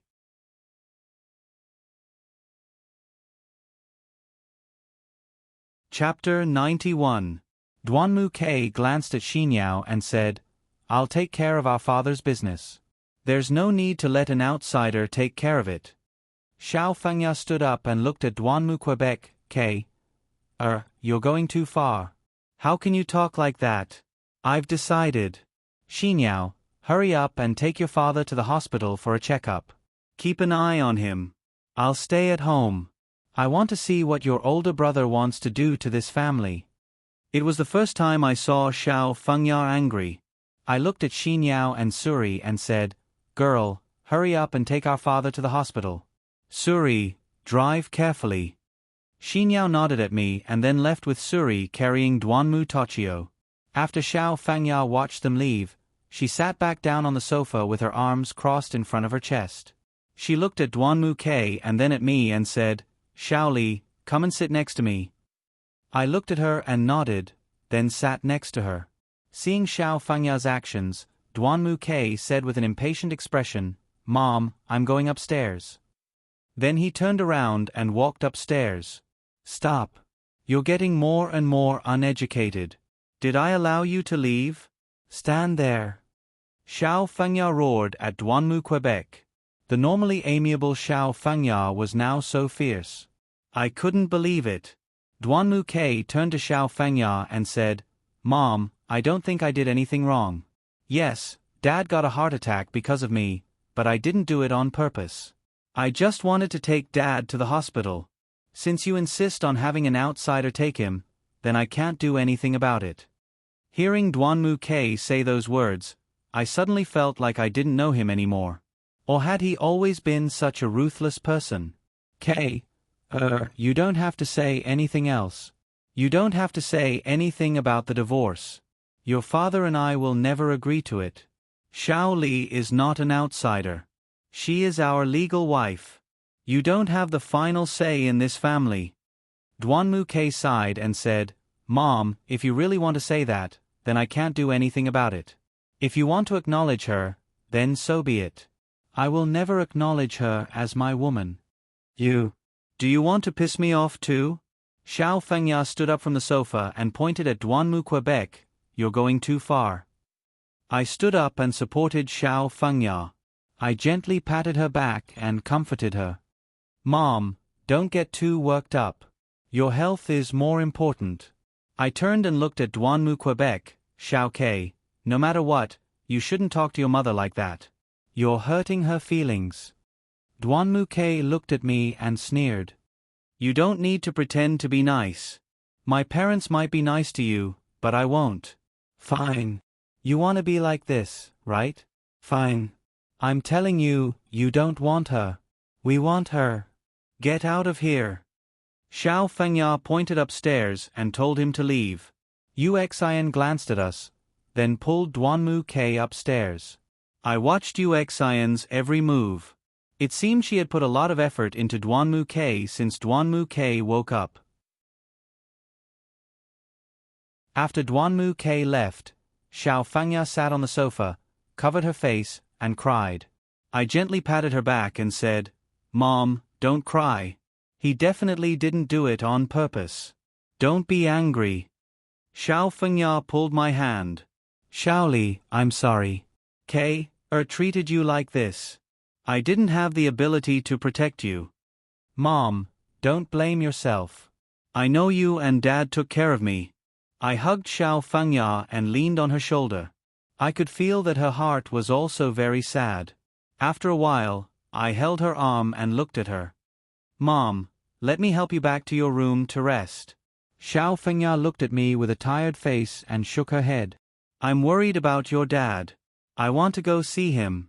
Mom, I'll go take care of it. You rest first. Dad will be fine. If there's anything, I'll inform you immediately. All right, thank you for your hard work. I helped Xiao Fengya back to her room and helped her lie down. Then, I quietly left the room. I returned to the living room and dialed Xinyao's number. Xinyao, it's me. Sister-in-law, I know. How's our family? I sighed and said, Mom had a fight with Duanmu, Quebec. I've just settled her down and put her to sleep. My brother is too immature. How's Dad? I asked directly. Dad's fine. He woke up on the way here. The doctor is doing a thorough examination.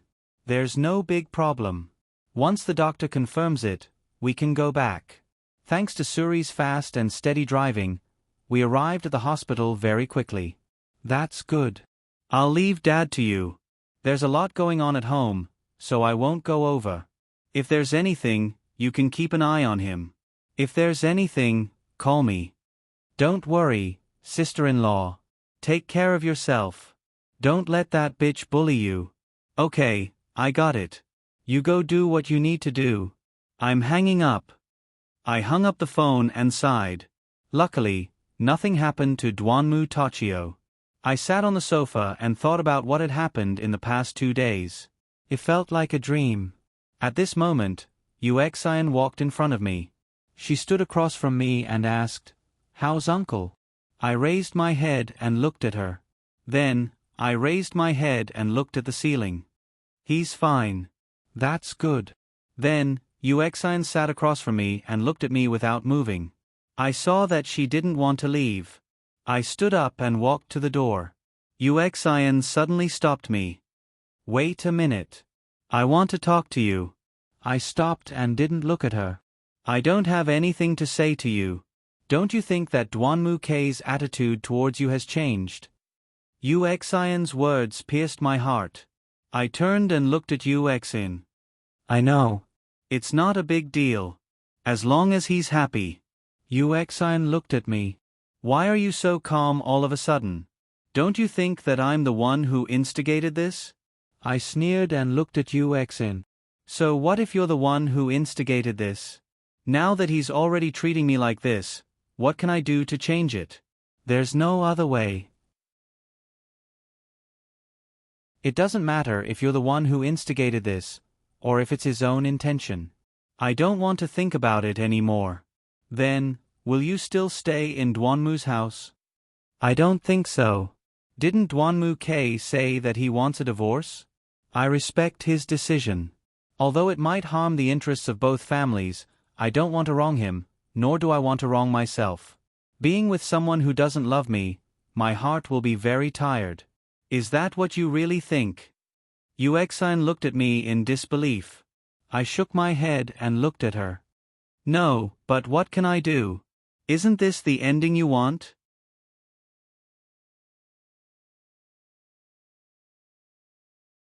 Chapter 92. I looked at Yuexin and said, Then you can naturally walk to Xiao K's side and become his woman. It's the best outcome for you, him, and me. Yuexian smiled and looked at me. Haha, I don't know how to answer you. If that's what you want, then thank you for helping us. I sneered and looked at her. You're welcome. I turned around and didn't look at her. I walked towards the garden. I tried to hold back the tears in my eyes, but they still flowed down from the corners. I walked to the deepest part of the garden and stood next to the rose pool that Duanmu K had built for me. Looking at the beautiful roses in the pool, my heart felt like it was being stabbed by a knife.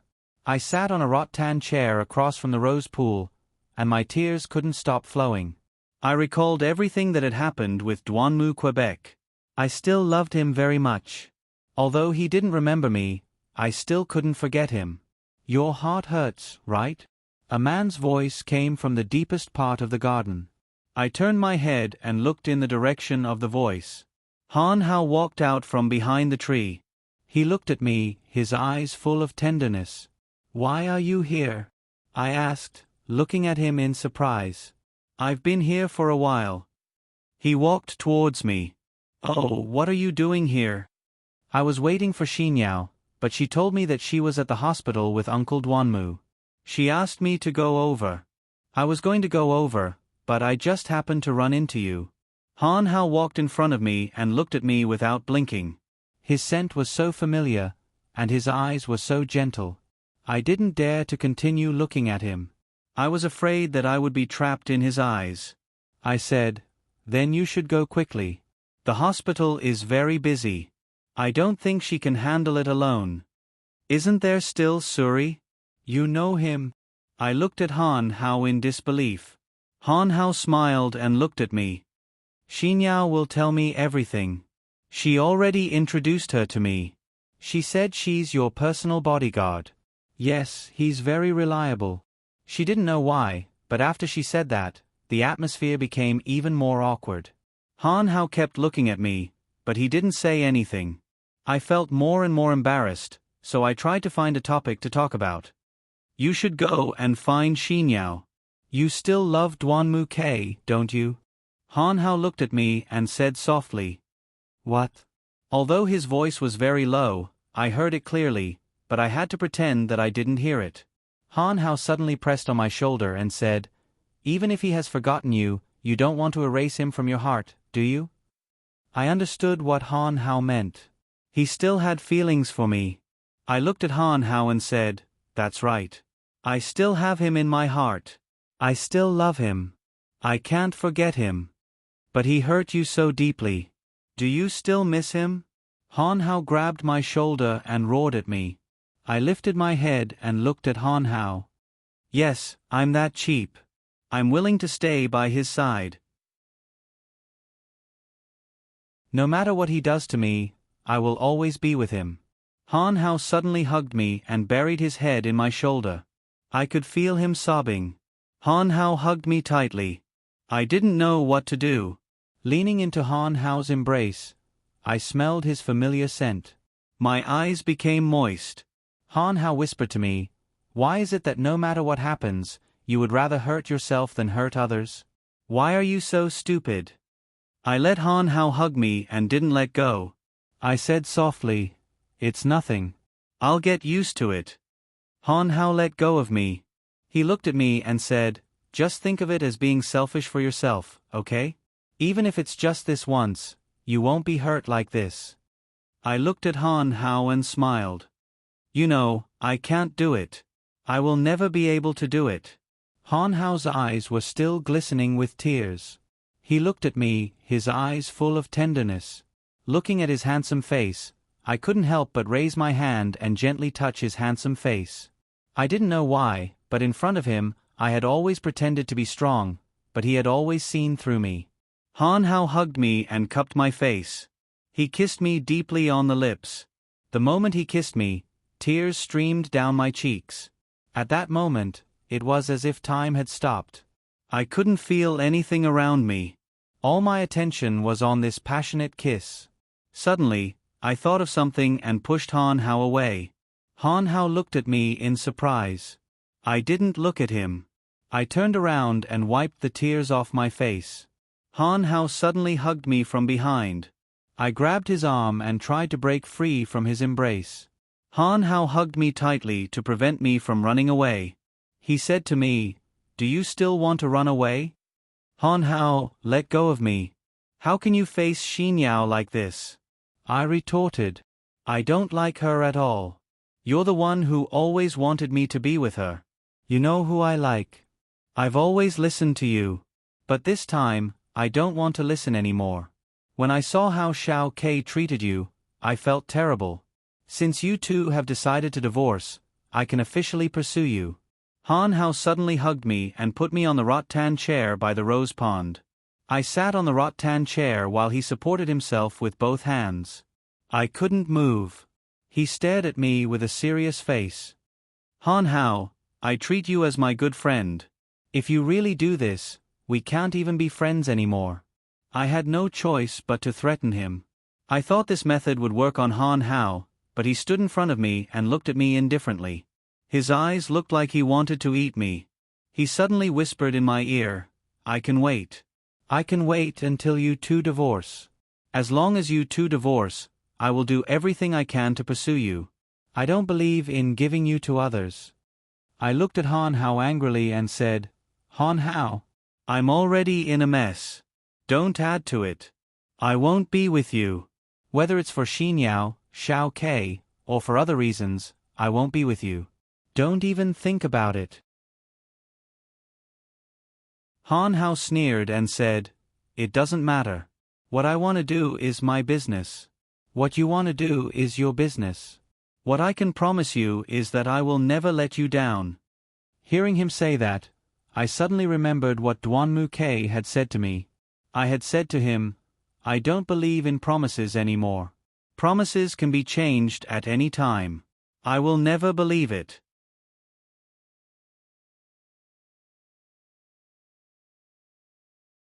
Chapter 93. Han Hao looked at me and said, Xiao Li, can you trust me one more time? It's not a matter of trust. Han Hao, I understand your feelings for me, but I can't accept it. I'm sorry.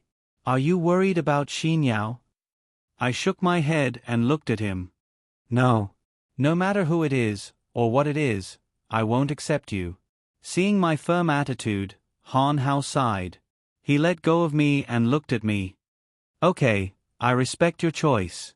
I'll wait until you're divorced, then I'll pursue you. This is my business. You don't have to worry about it. Don't you want Duanmu Ke and me to be happy? I suddenly felt that Han Hao was very persistent. No, I just want you to be happy. I also want you to give me a chance to be happy. I didn't want to think about anything else. I felt that we shouldn't talk about this topic anymore. I suddenly remembered that Xinyao was still looking for him, so I said, Let's talk about it later. You go and accompany Xinyao. I have to go back. Han Hao reached out and held me in his arms. He whispered to me, Okay, whatever you say.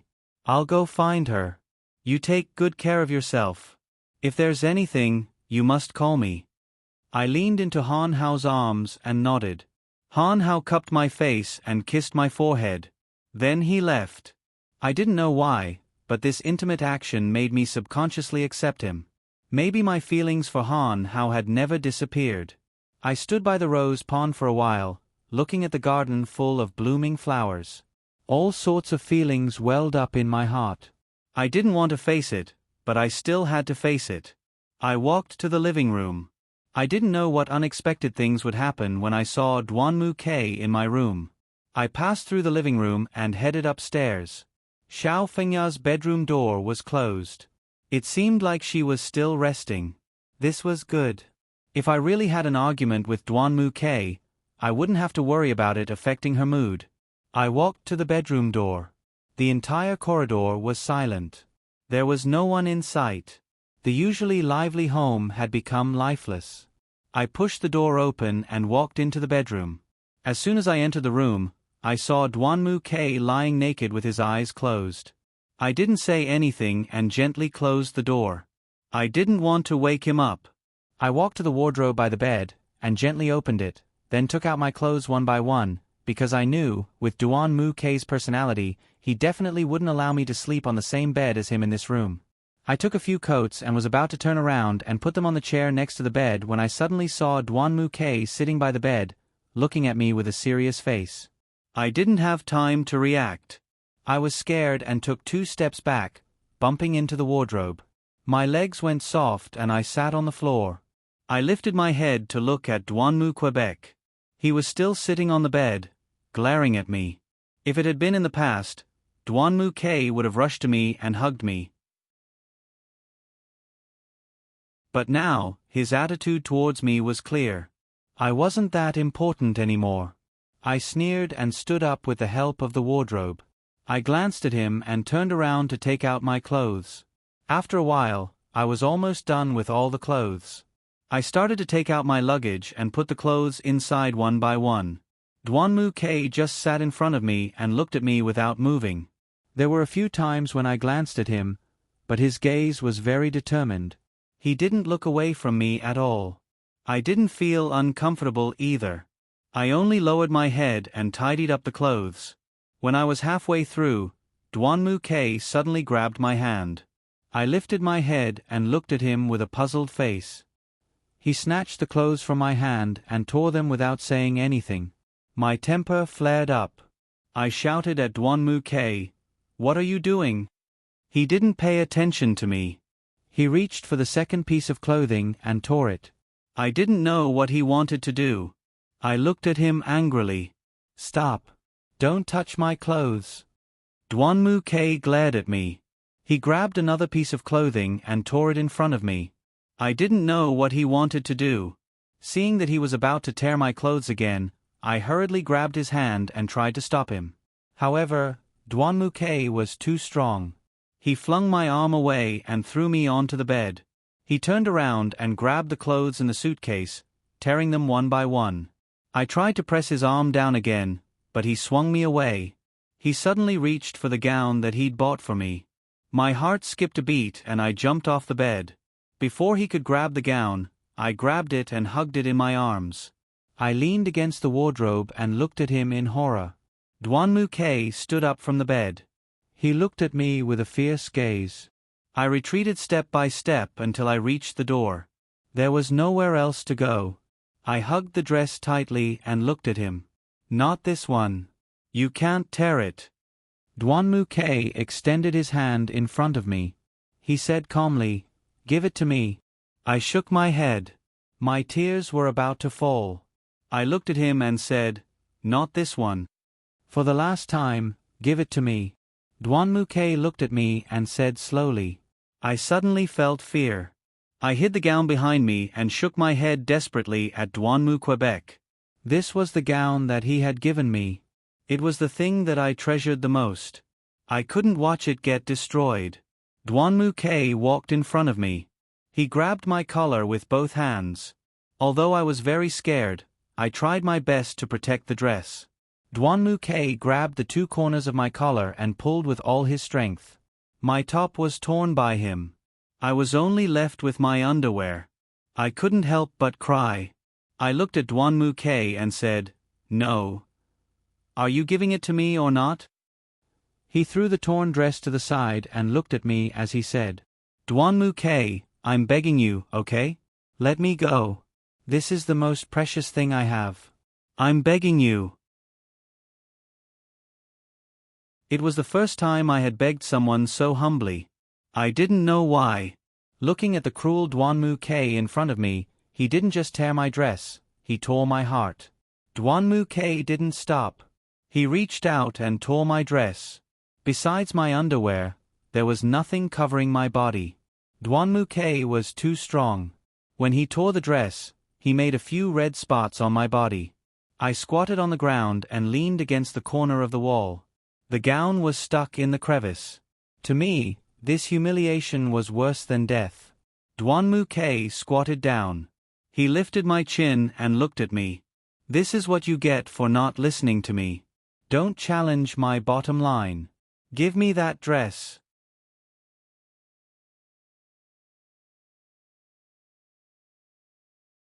Chapter 94.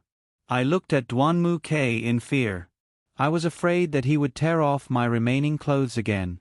He was squatting in front of me. I didn't know what to do. Just then, Dwanmu K's phone rang. The moment he turned his head, it was a rare opportunity.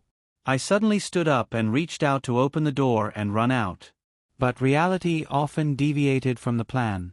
Just as my hand touched the doorknob, Dwanmu K suddenly pressed the door shut. He pressed me against the door. I was so scared that I quickly hugged the dress in my arms. I didn't dare to look back at him. Duan Muke put his head next to my ear. He said, "What? You want to run? Where do you think you can run to?" I closed my eyes and said loudly, "Let me out." My voice was trembling. I knew that I was timid, and I was trying my best to pretend that I had a backbone. Duan Muke had one hand on the door. His other hand didn't reach forward to grab the dress. His hand reached for my neck. I thought to myself, does he want to strangle me to death? But he didn't do that. His hand slid across my neck and wandered to my back. Finally, his hand stopped at the clasp of my bra. My body trembled. Just then, I heard Duan Muke's cold laughter. He said to me, "What's wrong? Scared? But it's too late."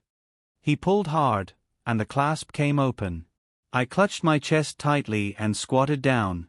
I was on the verge of breaking down. I didn't know what to do. Duan Muke's phone was still ringing. He didn't pick it up. I could feel him standing behind me. I was squatting in front of him. I couldn't resist at all. I didn't answer. I let the tears flow down my face and onto the floor. They fell onto the dress. Because of my struggle, the dress was already ruined. Duan Muke stood behind me and casually picked up my clothes from the suitcase. He tore them off one by one and said to me calmly, "Give it to me. It doesn't belong to you." I suddenly felt a sharp pain in my heart. I stood up and turned to look at Duan Muke. He was standing right in front of me, very close to me. He might not have had time to react to my actions. He looked at me with a puzzled expression. I clutched my chest with one hand and hugged the dress with the other. I looked at him and said, "When are you going to stop being crazy? Do you want to ruin this dress that badly? Fine. I'll fulfill your wish." I hugged the dress and walked to the window. I opened the window and threw the dress out of the window. The moment I saw the dress fall, my heart broke into pieces. I clutched my chest with both hands and sat on the ground by the window. Even if my tears fell, I couldn't make a sound. I looked out of the window and looked at the beautiful garden. I also felt that the world was gray. Duan Muke walked over to me. He stood beside me and looked at me. He said, "Have you finally exploded?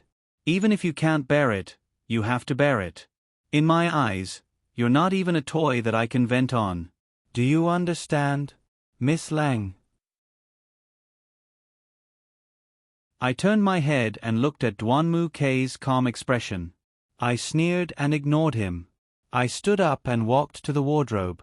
I rummaged through the messy suitcase, looking for clothes that could still be worn.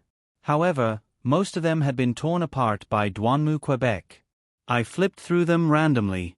At this moment, Duan Muke suddenly appeared beside me. He grabbed my arm and threw me onto the bed.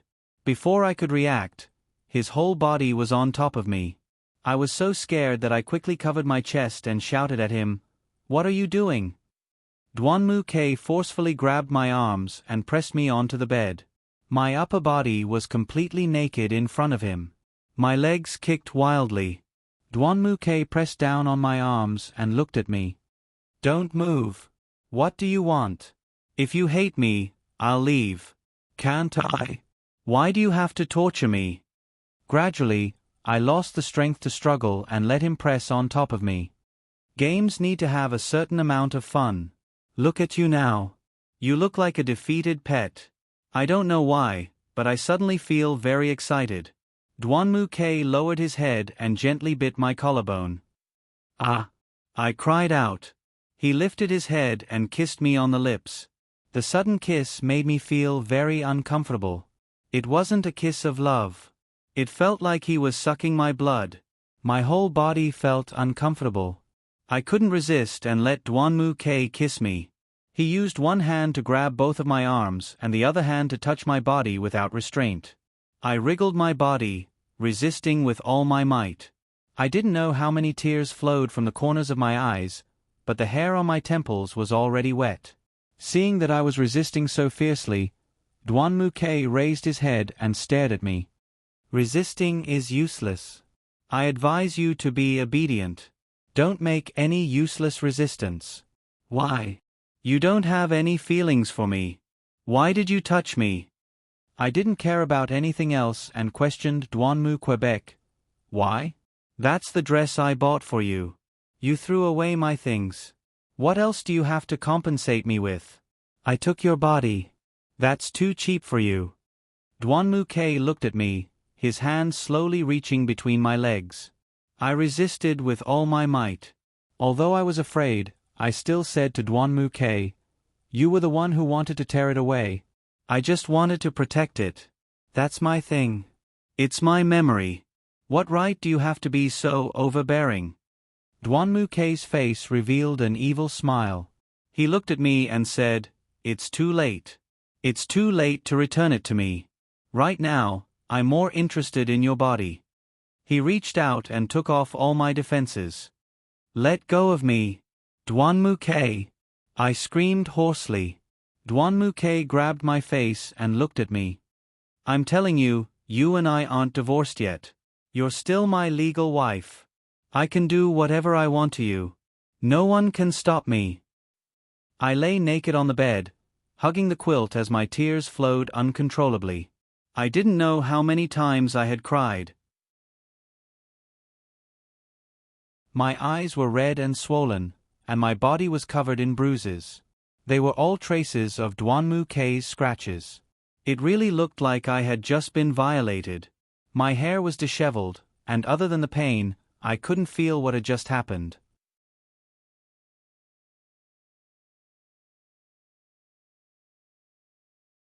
Chapter 95. I rested on the bed for a while. It was already evening, so I slowly climbed out of bed.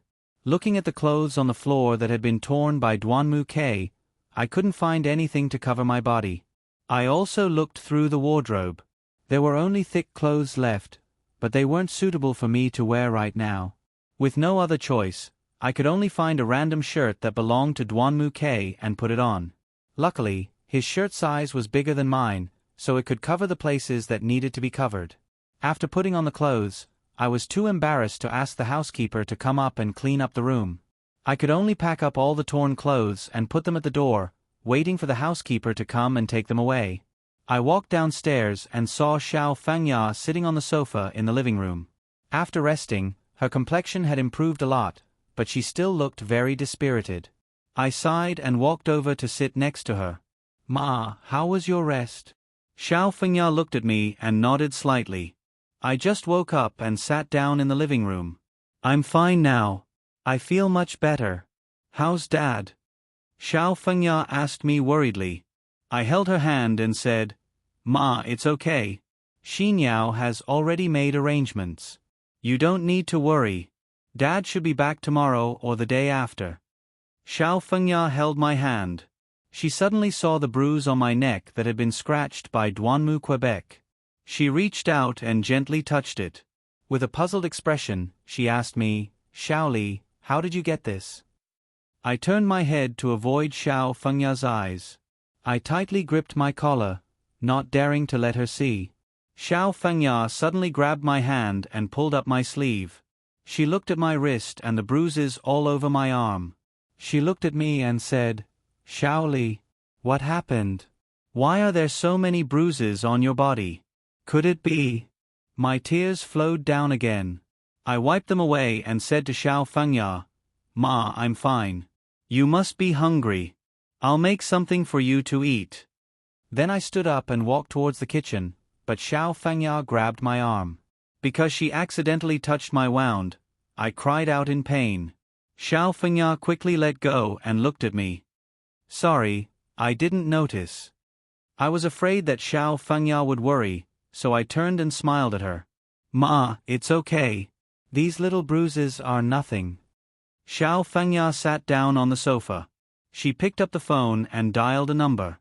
She motioned for me to wait for a moment. I sat next to her and quietly accompanied her. After the call went through, I heard Xiao Fengya say, "Xinyao, it's Ma. How's Pa?" "It's good that he's fine. Thank you for your trouble. I'll go to your closet and get a set of clothes for your sister-in-law. Don't ask me what happened. I'll tell you the details when you get back. Bye. Xiao Fengya hung up the phone and pulled me by the hand to Xinyao's bedroom upstairs.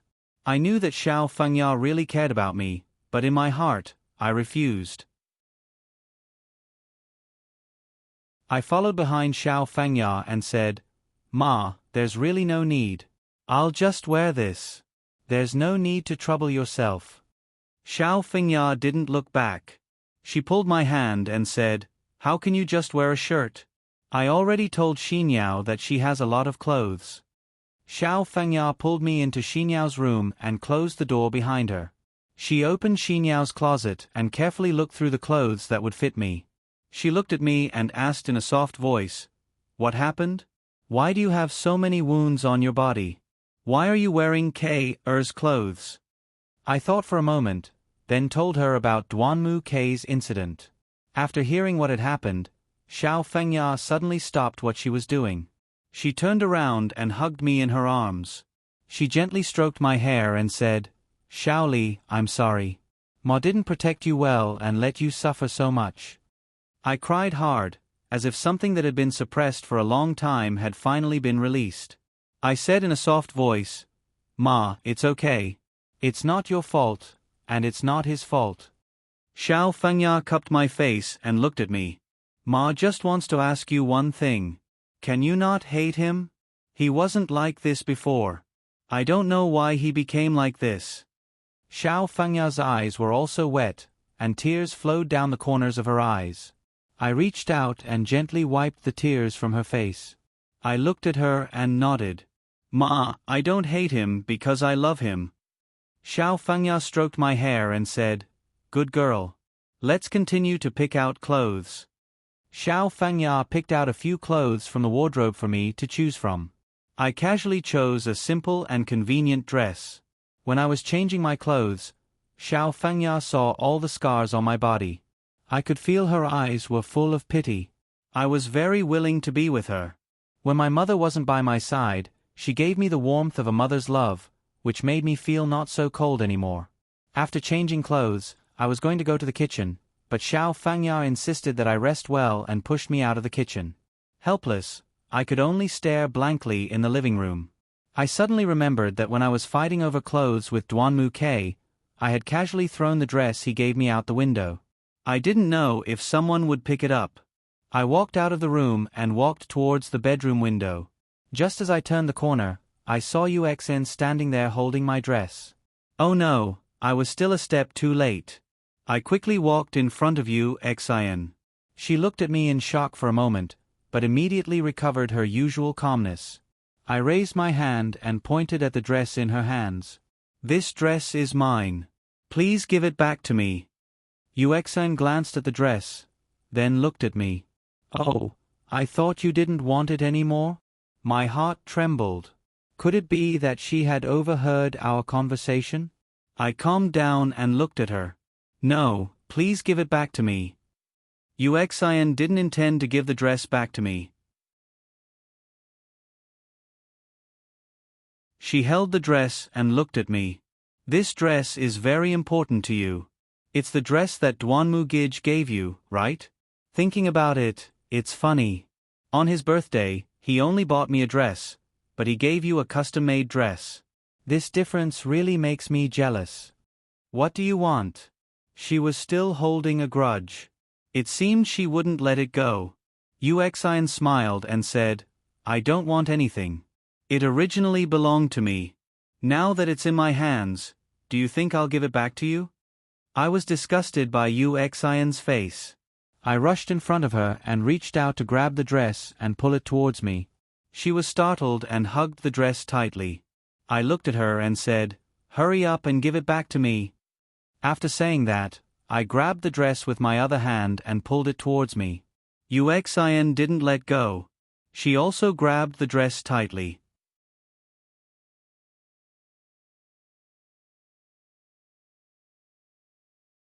Chapter 96. The two of us held onto the gown tightly, neither of us letting go. Just as the struggle was getting intense, I pulled with all my strength.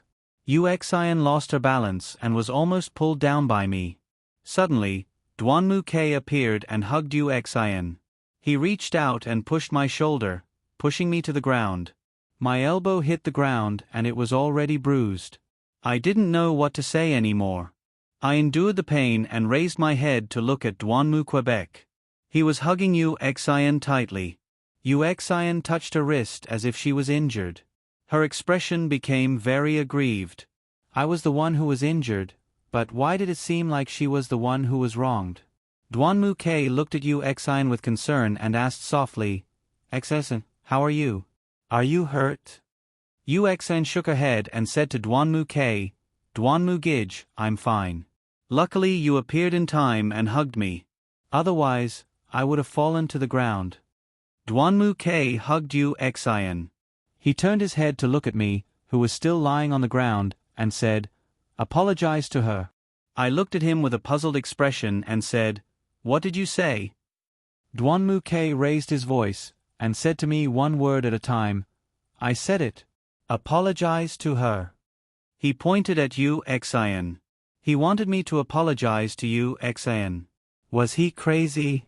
She was the one who was in the wrong, not me. Why did he want me to apologize to her? I held my arm and endured the pain as I stood up. Looking at the gown on the ground, I walked forward and picked it up. I patted the dust off the gown and looked at Duanmu Quebec. I didn't do anything wrong. I won't apologize. Duanmu K let go of Yu Xin and walked in front of me. He looked at me and said, Are you Red Minghui also uncultured? If I hadn't hugged Yu Xin, she would have fallen to the ground. Isn't that your fault? Shut up. You can talk about me and scold me, but you can't insult us Red Minghui. I looked at Duanmu K and said firmly. Duanmu K suddenly grabbed my collar. His face was getting closer and closer to mine. He looked at me and said, It seems like you haven't suffered enough injuries. Otherwise, you wouldn't be at a loss when talking to me. Let me tell you, in this house, it's your turn to speak loudly to me. He grabbed my wrist with his other hand and gripped it even tighter. I held the gown tightly with my other hand and closed my eyes. Other than pain, I didn't feel anything else. Duanmu K suddenly let go of me. I opened my eyes and looked at him. He was holding his head and squatting on the ground. Yu Xin ran to his side and supported him. Duanmu, Gij, what's wrong? Do you want to see a doctor? Duanmu K forced himself to stand up. He shook his head and said softly, It's nothing. It's nothing serious. I don't know why, but when I see her, I feel like there's something hidden in my head. My head hurts like it's being pricked by needles. Duanmu, Gij, let's go back and rest. Calm down. Yu Xin supported him. She glanced at me with a blaming gaze, as if it was all my fault. Okay. Yu Xin helped Duanmu K to the living room. Finally, they disappeared from my sight. I gently touched my scraped elbow. There was a lot of blood, so it really hurt. But no matter what, I was happy that I got the gown. I hugged the gown and walked back to the living room. Xiao Fengya happened to come out of the kitchen. She looked at me, covered in dust, and my bleeding elbow. She quickly pulled me into her bedroom. Xiao Fengya took out the first aid kit and hurriedly dressed my wound. As Xiao Fengya bandaged my wound, she looked at me and said, is too much. It's all because his father and I have spoiled him. Now he's even more out of control. I hugged the gown and sat on the chair. I sighed. I looked at Xiao Fengya and said, Mom, I want to ask you for a favor. Sure. What is it? I looked at the gown and then back at Xiao Fengya. Mom, can you keep this gown for me? When I leave Duanmu's house, I'll take it with me. Xiao Fengya nodded and looked at me. That's not a problem. But Xiaoli, I want to ask you something from your heart. Are you sure you want to divorce K? I put the gown on the sofa and pulled Xiao Fengya's hand. Mom, it seems like we can't change this. He doesn't remember me, and he's becoming more and more hostile towards me. I think it's good for him to be with Yu Xin. It's better to let go. It's better for everyone. I looked at Xiao Fengya's serious expression. I knew that she was worried about the business deal between our two families. I smiled and said to her, "Mom, don't worry. I'll talk to my parents. They won't make things difficult for you and Dad. Don't worry." Silly girl, you can't be thinking that and Uxin have some kind of relationship, right? Xiao Fengya looked at me with disbelief. I smiled coldly and looked at Xiao Fengya. "Mom, I don't know about that. Of course, it's not that important. I just need to do what I need to do in the next 15 days. That's enough. Mom, I'll leave the gown to you. I'll go out first." After I left Xiao Fengya's bedroom, the housekeeper called me to dinner. I told her I wouldn't be eating. I went upstairs to my bedroom. There was no one in the room. I didn't know where Duanmu K had gone, but it was good that he wasn't here. I had time to tidy up my clothes. After tidying up for a while, I didn't have much left except for the clothes that Duanmu K had torn. The big suitcase only contained a few pieces of autumn and winter clothing. I carried the suitcase to the bedroom door. When I looked back, I thought of all the moments I had with Duanmu K here. My heart was sad, but it didn't hurt as much. After being hurt so many times, I didn't feel anything. As soon as I opened the door with the suitcase, I saw Duanmu K standing at the door, looking at me with a serious face. It was too late to dodge, so I subconsciously hid the suitcase behind me. I looked at him, afraid that he would snatch my only luggage. Duanmu K looked at me from head to toe, but he didn't say anything. I didn't know what he wanted to do, but I knew that I couldn't look at him for too long. I looked at him, then carried the suitcase and walked past him. He didn't stop me. I couldn't help but sigh in my heart. Fortunately, there wasn't any conflict. Just as I was rejoicing in my misfortune, Duanmu K suddenly stopped me. "Stop." I stopped, but I didn't dare to look back at him. I thought, "Oh no, he won't do something again, will he?" Duanmu K walked to my side. I could feel his fierce eyes staring at me.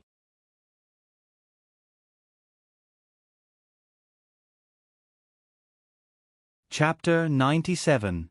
I didn't speak, and I didn't dare to raise my head to look at him. Duanmu K reached out and snatched the suitcase from my hand. He picked it up and weighed it. Then he looked at me and said, "What? You still have so much luggage?" I jerked my head up and looked at Duanmu Quebec. "I don't have any luggage. That's an empty suitcase." Duanmu K looked at me and said, "You don't have any luggage?" I reached out and tried to snatch the suitcase from Duanmu K's hand, but he hid it behind his back. Then, he reached out and pushed my shoulder. I lost my balance and took 2 steps back. I looked at Duanmu K angrily. Well, he didn't have me in his heart anymore, so it was natural for him to treat me this way. Duanmu K looked at me and sneered. He put my suitcase on the stairs, then looked at me. He lifted his leg and kicked my suitcase down the stairs. I looked at Duanmu K and shouted angrily, "Duanmu K, what are you doing?" Duanmu K rushed in front of me and grabbed my collar. He stared at me and said, "Who gave you the guts to talk to me so loudly?" I shook off Duanmu K's hand that was grabbing my collar. I looked at him and said, "Xiao K, I've had enough. I don't care if you torture me or wrongly accuse me. If you have something to say, can't you just tell me directly? Do you have to treat me like this?" Duanmu K stood there and looked at me. "What I want to do is my business. If you want to accept it, then accept it. If you don't want to accept it, then endure it. This is my principle. Do you understand?" Cold glaze. Duanmu K arrogantly raised his head. His eyes seemed to be mocking me. Hearing him say that, my temper got worse. I looked at Duanmu K and shouted, "Duanmu K, I fell in love with you before. So much so that I could endure everything you did to me today. I could use my love for you to make up for it. But now, I've seen through myself. You have completely forgotten about me. In your eyes, I'm worse than a stranger. You don't need to give me another 15 days. I've had enough. I won't endure it anymore. From now on, you and I will cut off all ties, and from now on, we won't know each other." I glared at Duan Mu K, walked past him, and headed towards the stairs. Duan Mu K suddenly grabbed my arm and said to me, "I think I told you before that you can't do whatever you want. You are still my, Duan Mu K's woman. Go back to your room." Duan Mu K pulled my arm and pulled me towards the bedroom. I pulled Duan Mu K's arm and struggled. I shouted at Duan Mu K, "Let go of me. You don't have the right to restrict my freedom. Let go of me." The sound of our argument attracted Xiao Fengya and Yu Xian. The two of them stood in the living room and saw the two of us tearing each other apart. Xiao Fengya shouted at Duan Mu K, what are you doing? Stop it." She was about to rush forward. I found an opportunity to shake off Duan Mu K and walk towards the stairs. Duan Mu K reached out and grabbed me. I turned around and pushed his chest. I shouted at Duan Mu K, "Duan Mu K, that's enough. You're going too far. Let go of me. You want to leave? It's not that easy." Duan Mu K reached out and pushed me. I lost my balance and slipped. I fell down the stairs. "Xiao Li." I heard Xiao Fengya's voice. I fell down the stairs and landed in the living room. Xiao Fengya ran to my side and helped me up. She looked at me worriedly and said, "Xiao Li, how are you? Don't scare Mom. Do you feel uncomfortable anywhere?" Tears flowed out of Xiao Fengya's eyes. I raised my hand with difficulty and touched Xiao Fengya's face. I forced out a smile and said, Mom, I'm fine." After I finished speaking, my hand went limp and my consciousness gradually blurred. However, the last thing that entered my eyes was Duan Mu K's anxious face. If only he could still remember me and still love me as much as he did in the past, how great would that be? I don't know how long I slept, but I felt like I had a long dream. When I opened my eyes again, I was already in a hospital room. My parents and Xiao Fengya were standing next to the bed, but Duan Mu K was nowhere to be seen. Seeing that I had woken up, everyone was very excited. I looked at my parents. My mother's face was still glistening with tears, and my father's face was also serious. It seemed like they already knew the truth. I looked at my parents, then looked at Xiao Fengya and said, "Mom, I want to talk to my parents." Xiao Fengya stared blankly for a moment, then smiled and said, "Okay, I'll go get some food for you." After saying that, Xiao Fengya walked out of the room. My parents gathered around my bed. My mother took my hand and asked, "Xiao Li, how are you feeling? How could you be so careless and fall down the stairs? You've made your parents so worried." "Mom, I'm fine." "Aren't I fine?" I smiled and looked at my mother. My mother sighed and looked at me. "Xiao Li, what do you want to talk to me and your father about?" I hesitated for a moment, then looked at my parents and said, "Mom, Dad, do you already know?" My father glared at me and said, "If this hadn't happened, how long would you have hidden it from us?"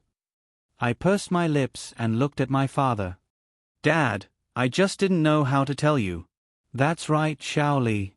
You shouldn't have hidden it from us. Do you know how worried your father and I were when we heard that you had fallen down the stairs? Without you by our side, I always felt that I couldn't take care of you. Your father and I have always been worried about you." My mother took my hand and wiped the tears from the corners of her eyes. I held my mother's hand tightly and looked at her. "Okay, let's not talk about this anymore. I'm fine now. I'll pay more attention in the future." At that moment, the door of the room opened and the doctor walked in. He looked at me, then flipped through the medical records and reports in his hands.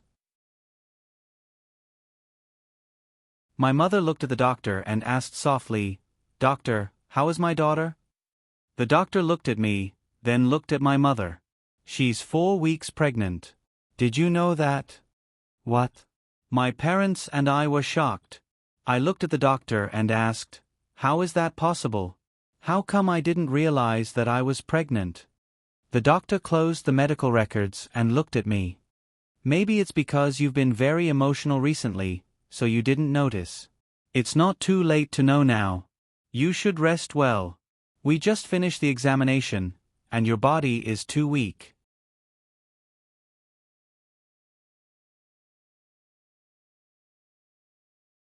Chapter 98. Mother looked at the doctor and said, "Doctor, she fell down the stairs. Is she all right? Did she hurt the baby in her belly?" The doctor said, "I just gave Miss Lang a thorough examination. Aside from some superficial injuries, everything else is normal. The baby in her belly is also very healthy. If Mr. Lang and Mrs. Lang don't think it's safe, I'll arrange for the nurse to prescribe you some nutrition medicine to protect the baby." "Thank you." Mother's excited face became a bit red. The doctor nodded and left the room. Mother took my hand and said, "Xiaoli, that's great. You have a baby." I smiled and looked at Mother. Yes, that's great. I'll be careful in the future." I gently touched my belly. It was incredible. There was a baby here that would be born in a few months. This is also very good. If the Duanmu family knows, the Duanmu K won't divorce you so easily. Mother was very excited. My face gradually became serious. I looked at Mother and said, "Mom, I don't want to tell the Duanmu K and the Duanmu family about this yet." "Why? Isn't this a good thing? If the Duanmu K knows you're pregnant, he'll also love you. Don't tell me he won't take responsibility?" Mother said somewhat angrily. Father walked in front of me. He looked at me and said, "Xiaoli is right. It's best if we don't let them know about this. Perhaps it'll be more troublesome if they know." "Then are we going to hide this until the end? But after a long time, the belly will show. Won't we be unable to hide it anymore?" I took Mother's hand and said, "Mom, I want to give birth to this child. Since the Duanmu K wants to divorce me, he probably won't try to keep me. I want to spend these 10 days in peace. After the divorce procedures are completed, I'll go home and give birth to the child." "That's good, but I'm still worried. I'm afraid that Duanmu K will do something to hurt you again," his mother said worriedly. The father held the mother's shoulder and said, "Don't worry. When Duanmu Tachio is discharged from a hospital, I'll call him and tell him to take good care of my daughter. If anything happens to my daughter, I'll immediately terminate the agreement." "Dad, if I divorce Duanmu K, does that mean the agreement is invalid?" She suddenly felt that she had let down the Red Ming Hui and the development of the family. My father looked at me and said, "As long as he can guarantee your safety until the divorce, I will draft another agreement to continue your marriage contract. In the past, I was too selfish, too stubborn, and used you as a bargaining chip in my career. But now that I know how much you've been hurt, I suddenly feel like a selfish father. I didn't take good care of you at all.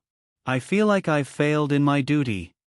I had never heard my father say such heartwarming words to me before.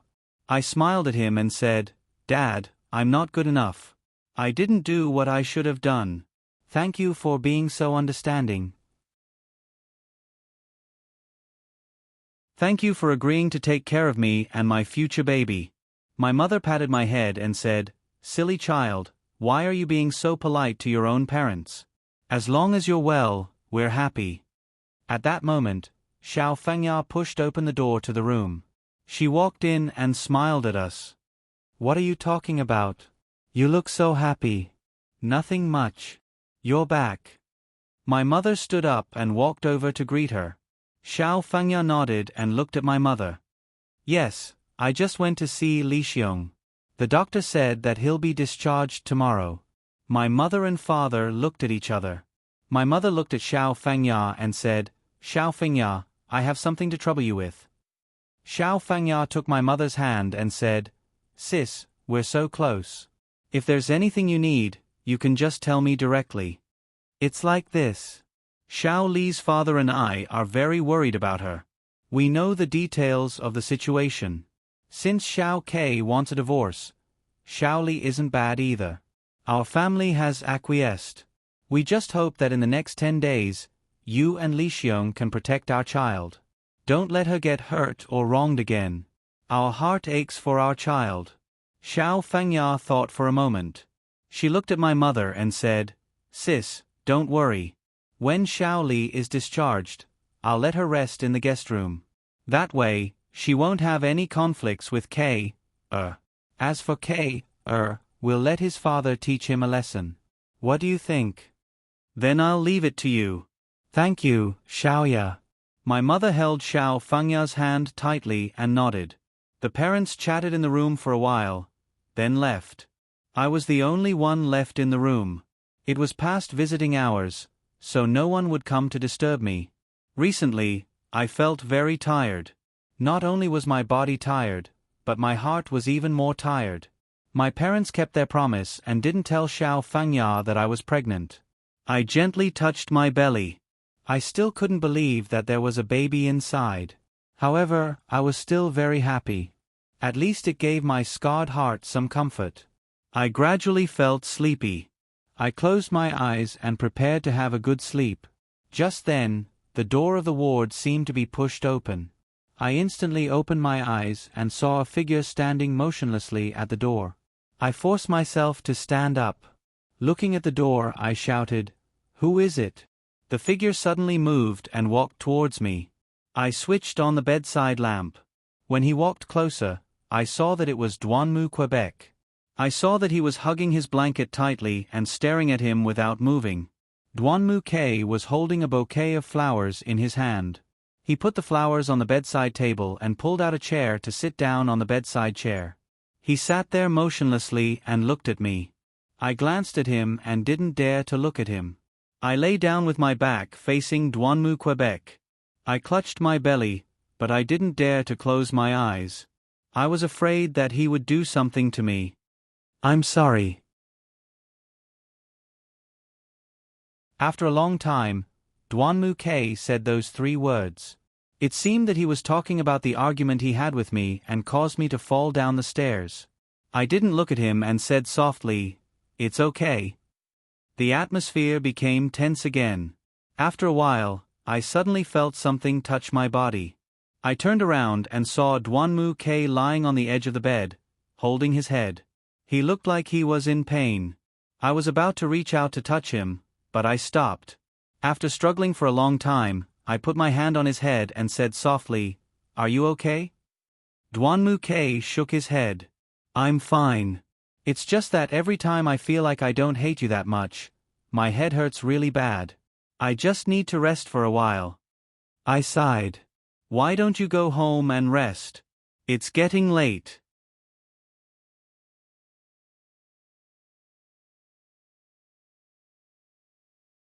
Chapter 99.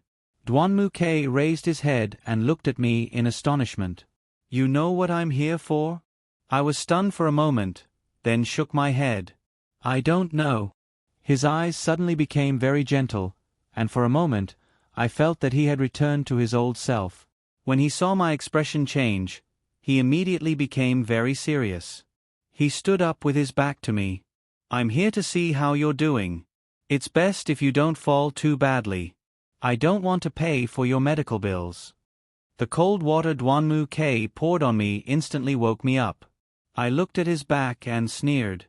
"Don't worry. I don't need you to pay for anything." Duanmu K paused for a moment. "That's good." Then, he pushed open the door of the ward and walked out. I was left alone in the ward. The quiet atmosphere made my warm heart turn cold again. I couldn't care less. He was no longer the person he used to be. Just let him be.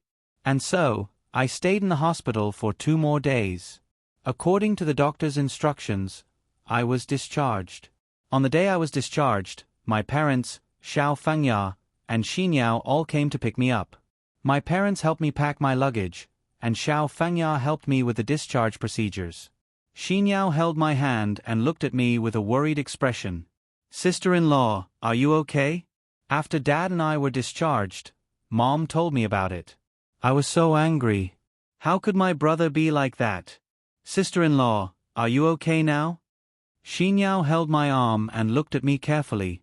I held her hand and said, "Girl, I'm fine now. I'm much better. Don't worry. The main thing is, I have something I need to trouble you with." Xinyao looked at me suspiciously. "Sister-in-law, if there's anything you need, just tell me. There's no need to be polite. What do you need me to do? As long as I can do it, I'll do my best. I looked at her with a smile and said, It's like this. After I go back, it won't be convenient for me to share a room with Xiao Quebec. However, I'm not used to living in the guest room at home. I want to stay in your room for a dozen or so days. When Duanmu K and I agree to divorce, I'll leave. What do you think? Xinyao was stunned for a moment, then she looked at me and said, Sister-in-law, that's not a problem. I still want to live with sister-in-law, but I still can't accept the fact that you and my brother are divorced. When I go back, I must have a good talk with my brother. I must educate him. At this moment, my mother walked up to us. She looked at Xinyao and said, Xinyao, thank you for caring so much about our family's Xiao Li. You don't have to talk to Duanmu K anymore. Our family has already accepted this fact. So, for the next 10 days, please take care of our family's Xiao Li. Xinyao looked at my mother and said, Auntie, don't worry. I will take good care of my sister-in-law. My brother won't bully her anymore. That's good. We're almost done. Let's go. My mother looked around the room to make sure she didn't leave anything behind. Then, she pulled me out of the room. After we left the hospital, my parents didn't follow me back to Duanmu's house. I got into Xiao Fengya's car and drove with them to Duanmu's house. On the way home, Xinyao told me about Duanmu Tochio's situation. Because of the timely treatment, Duanmu Tochio's body didn't have any major problems. He had already returned home a day earlier than me. While we were talking, we arrived at Duanmu's house. When the car drove into the courtyard, Duanmu K, Uxin, and Suri were waiting at the door to welcome us. After we got out of the car, they walked over to greet us. I walked past Duanmu K and looked at him, but we didn't say anything. I walked straight into the living room. Duanmu Tochio was sitting on the sofa in the living room. When he saw us enter, he stood up and looked at me. You're back. How are you feeling? I smiled at Duanmu Tochio and said, Dad, I'm fine. I'm much better now. I've made you worry. How are you?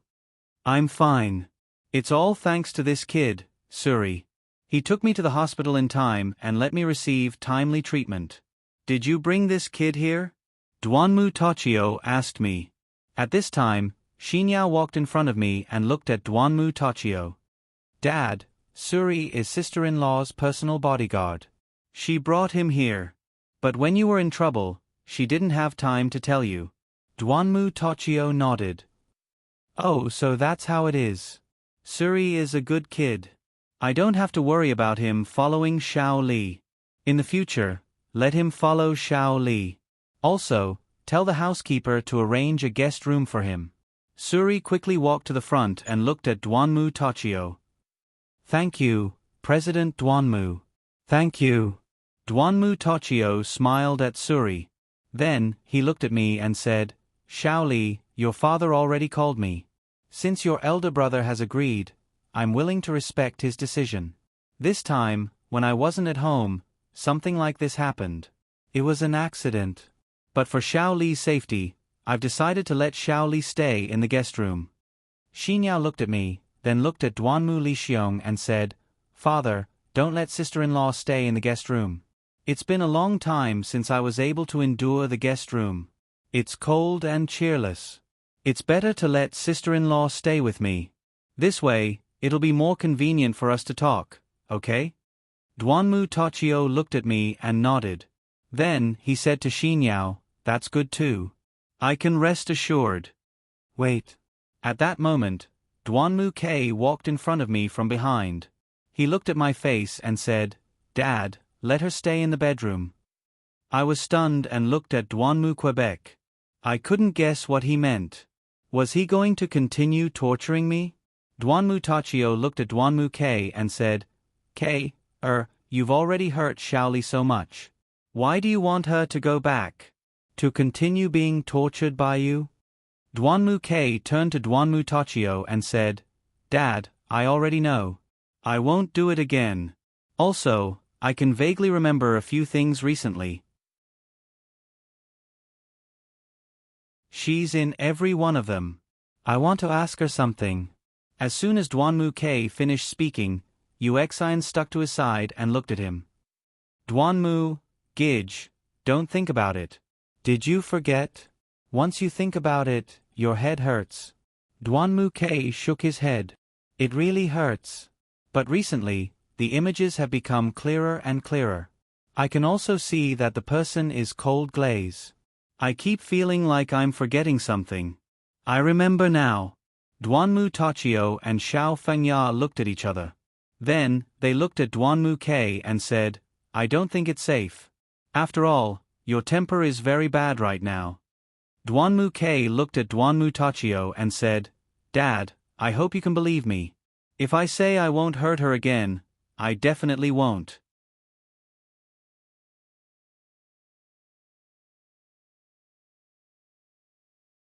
Chapter 100. Duanmu Tachio looked at me. Xiao Li, what do you think? I glanced at Duanmu Quebec. He was also looking at me. I thought for a while, then looked at Duanmu Tachio. Dad, I'll go back. Sister-in-law. Xinyao pulled my arm. She looked at me and shook her head. Sister-in-law, don't go back. I promised Auntie that I would take good care of you. I held her hand. Don't worry. I'll be fine. If anything happens, I'll call you, okay? Xinyao pursed her lips. She walked in front of Duanmu Quebec. She pouted and looked at Duanmu Quebec. Gij, if you bully my sister-in-law again, I'll really get angry. Last time, when I wasn't home, you caused my sister-in-law to fall down the stairs. I haven't settled that account with you yet. Duanmu K looked at Xinyao and didn't say anything. Uxian wasn't happy. She looked at Xinyao and said, Xinyao, I think you misunderstood. Your sister-in-law was careless and fell down the stairs. Your Gij didn't push her. Before Uxian could finish, Xinyao glared at her and said, Since when is it your turn to speak? Can't you see that our family is talking? I pulled Xinyao's arm, indicating that she shouldn't talk too much. I looked at Duanmu Tachio and said, Dad, it's decided. I'll go back to our bedroom. If anything happens, I'll tell you. Duanmu Tachio nodded. All right. Let's do it. I turned to Xiao Fengya and said, Mom, I ate breakfast at the hospital. I won't eat lunch. Let's talk about dinner. I'm too weak. I want to rest. Xiao Fengya said, Okay, call me if you're hungry. I'll have the nanny bring you food. I smiled and said, Thank you, Mom. Dad, Mom, I'm going upstairs. Then I carried the luggage I'd brought back from the hospital and went upstairs to my bedroom. After returning to the bedroom, I closed the door and let out a deep sigh. What happened a few days ago was still vivid in my mind. Although I couldn't see the mess on the floor, the pain still made me feel a lingering fear. I threw my luggage on the floor next to the wardrobe and opened the wardrobe. I took out a quilt and put it on the bed. Then, I moved the quilt that was originally on the bed to the side where Duanmu K usually slept. I took off my shoes and lay under the quilt. Although I had returned, my heart was still empty. As I lay on the bed and let my imagination run wild, the bedroom door was suddenly pushed open. Duanmu K walked in and closed the door. He stood at the door and looked at me. I sat up and leaned against the headboard. I stared at him blankly. Duanmu K walked in front of me and sat down next to me. He looked at me and asked, Are you still not feeling well? I was stunned and shook my head. Then I looked at him and said, I'm fine. I'll be fine after some rest. Actually... Duanmu K paused. He continued, Actually, I went to the hospital that day to apologize to you. Apologize? I stared at Duanmu K blankly. The atmosphere became a little awkward. Mother So coughed and said, Forget it. Let's not talk about this anymore. You should have a good rest. I looked at him and nodded. The two of us sat there awkwardly for a while. Duanmu K kept looking at me. His eyes never left mine. I felt that the atmosphere was too awkward. I looked at Duanmu K and said, Didn't you have some questions to ask me? Yes, I have a lot of questions to ask you, but I can't remember them. Duanmu K scratched his head and shook it hard. I thought for a while and looked at Duanmu Quebec. You can ask me when you remember them. Anyway, there are only 10 days left. Okay. Duanmu K's sudden gentleness made me feel uncomfortable.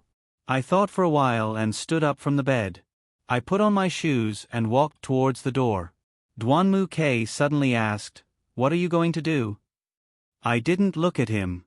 With my back to him, I said, "I'm going to take a look at the garden and talk to Suri." Duanmu K stood up and looked at me. "You'd better keep your distance from Suri. Besides, he's not a threat to me. Think whatever you want. He's my personal bodyguard. He only listens to me." Then, I pushed the door open and left the bedroom. Perhaps I was just imagining things, but Duanmu K's words clearly carried a hint of jealousy. Could it be that he had already regained consciousness? Or did he not forget me at all? Was he pretending not to know me? No matter how I looked at it, it didn't seem like it. Unknowingly, I walked to the rose pond in the garden. The flowers in the garden were still blooming brightly. It seemed that the flowers had been taken good care of while I was gone. Suri was already standing under the big tree next to the rose pond. Suri saw me and walked towards me. He said, "Miss Lung, why did you call me here?" I sat on the rattan chair next to the rose pond and looked at Suri. "Thank you for taking care of Duanmu Tochio for me." "Ha ha ha, you're too polite. As long as it's something you want me to do, I'll definitely do it." Suri smiled. I lowered my head and looked at Suri. "I've already agreed to the divorce. In 10 days, we'll go through the divorce procedures." Suri squatted next to me and looked at me. "What? You agreed? But don't you love him? Why did you give up so easily?" I rolled up my sleeves and showed Suri the bruises that hadn't disappeared 2 days ago. Suri was shocked when he saw them. He looked at me in disbelief. "Did he do this? Did he also push you down the stairs? I'm going to find him now." After saying that, Suri wanted to get up, but I stopped him. I shook my head and looked at Suri. "Forget it. Don't go. I've already decided to divorce. There's no point in finding trouble with him." "Then what are you going to do?" Suri asked me. I gently touched my belly and said meaningfully, "Let's just live peacefully like this. Just think of it as doing it for the baby." Suri looked at me in shock. "What? You're pregnant?" I signaled Suri to lower his voice. "Lower your voice. I didn't tell Duanmu's family about this. I only told you because you're a close friend. I hope you can keep this a secret for me." Su Rue nodded and said to me, "That's a must. Whatever you want to do, I'll listen to you and do it according to your wishes." I smiled and looked at Suri. "Thank you. You're really trustworthy. I really didn't see you." "Of course." Suri made a face at me. "You're tuning in to the Narrate and Escape YouTube channel. Don't forget to subscribe and join us on this journey to catch the most captivating stories.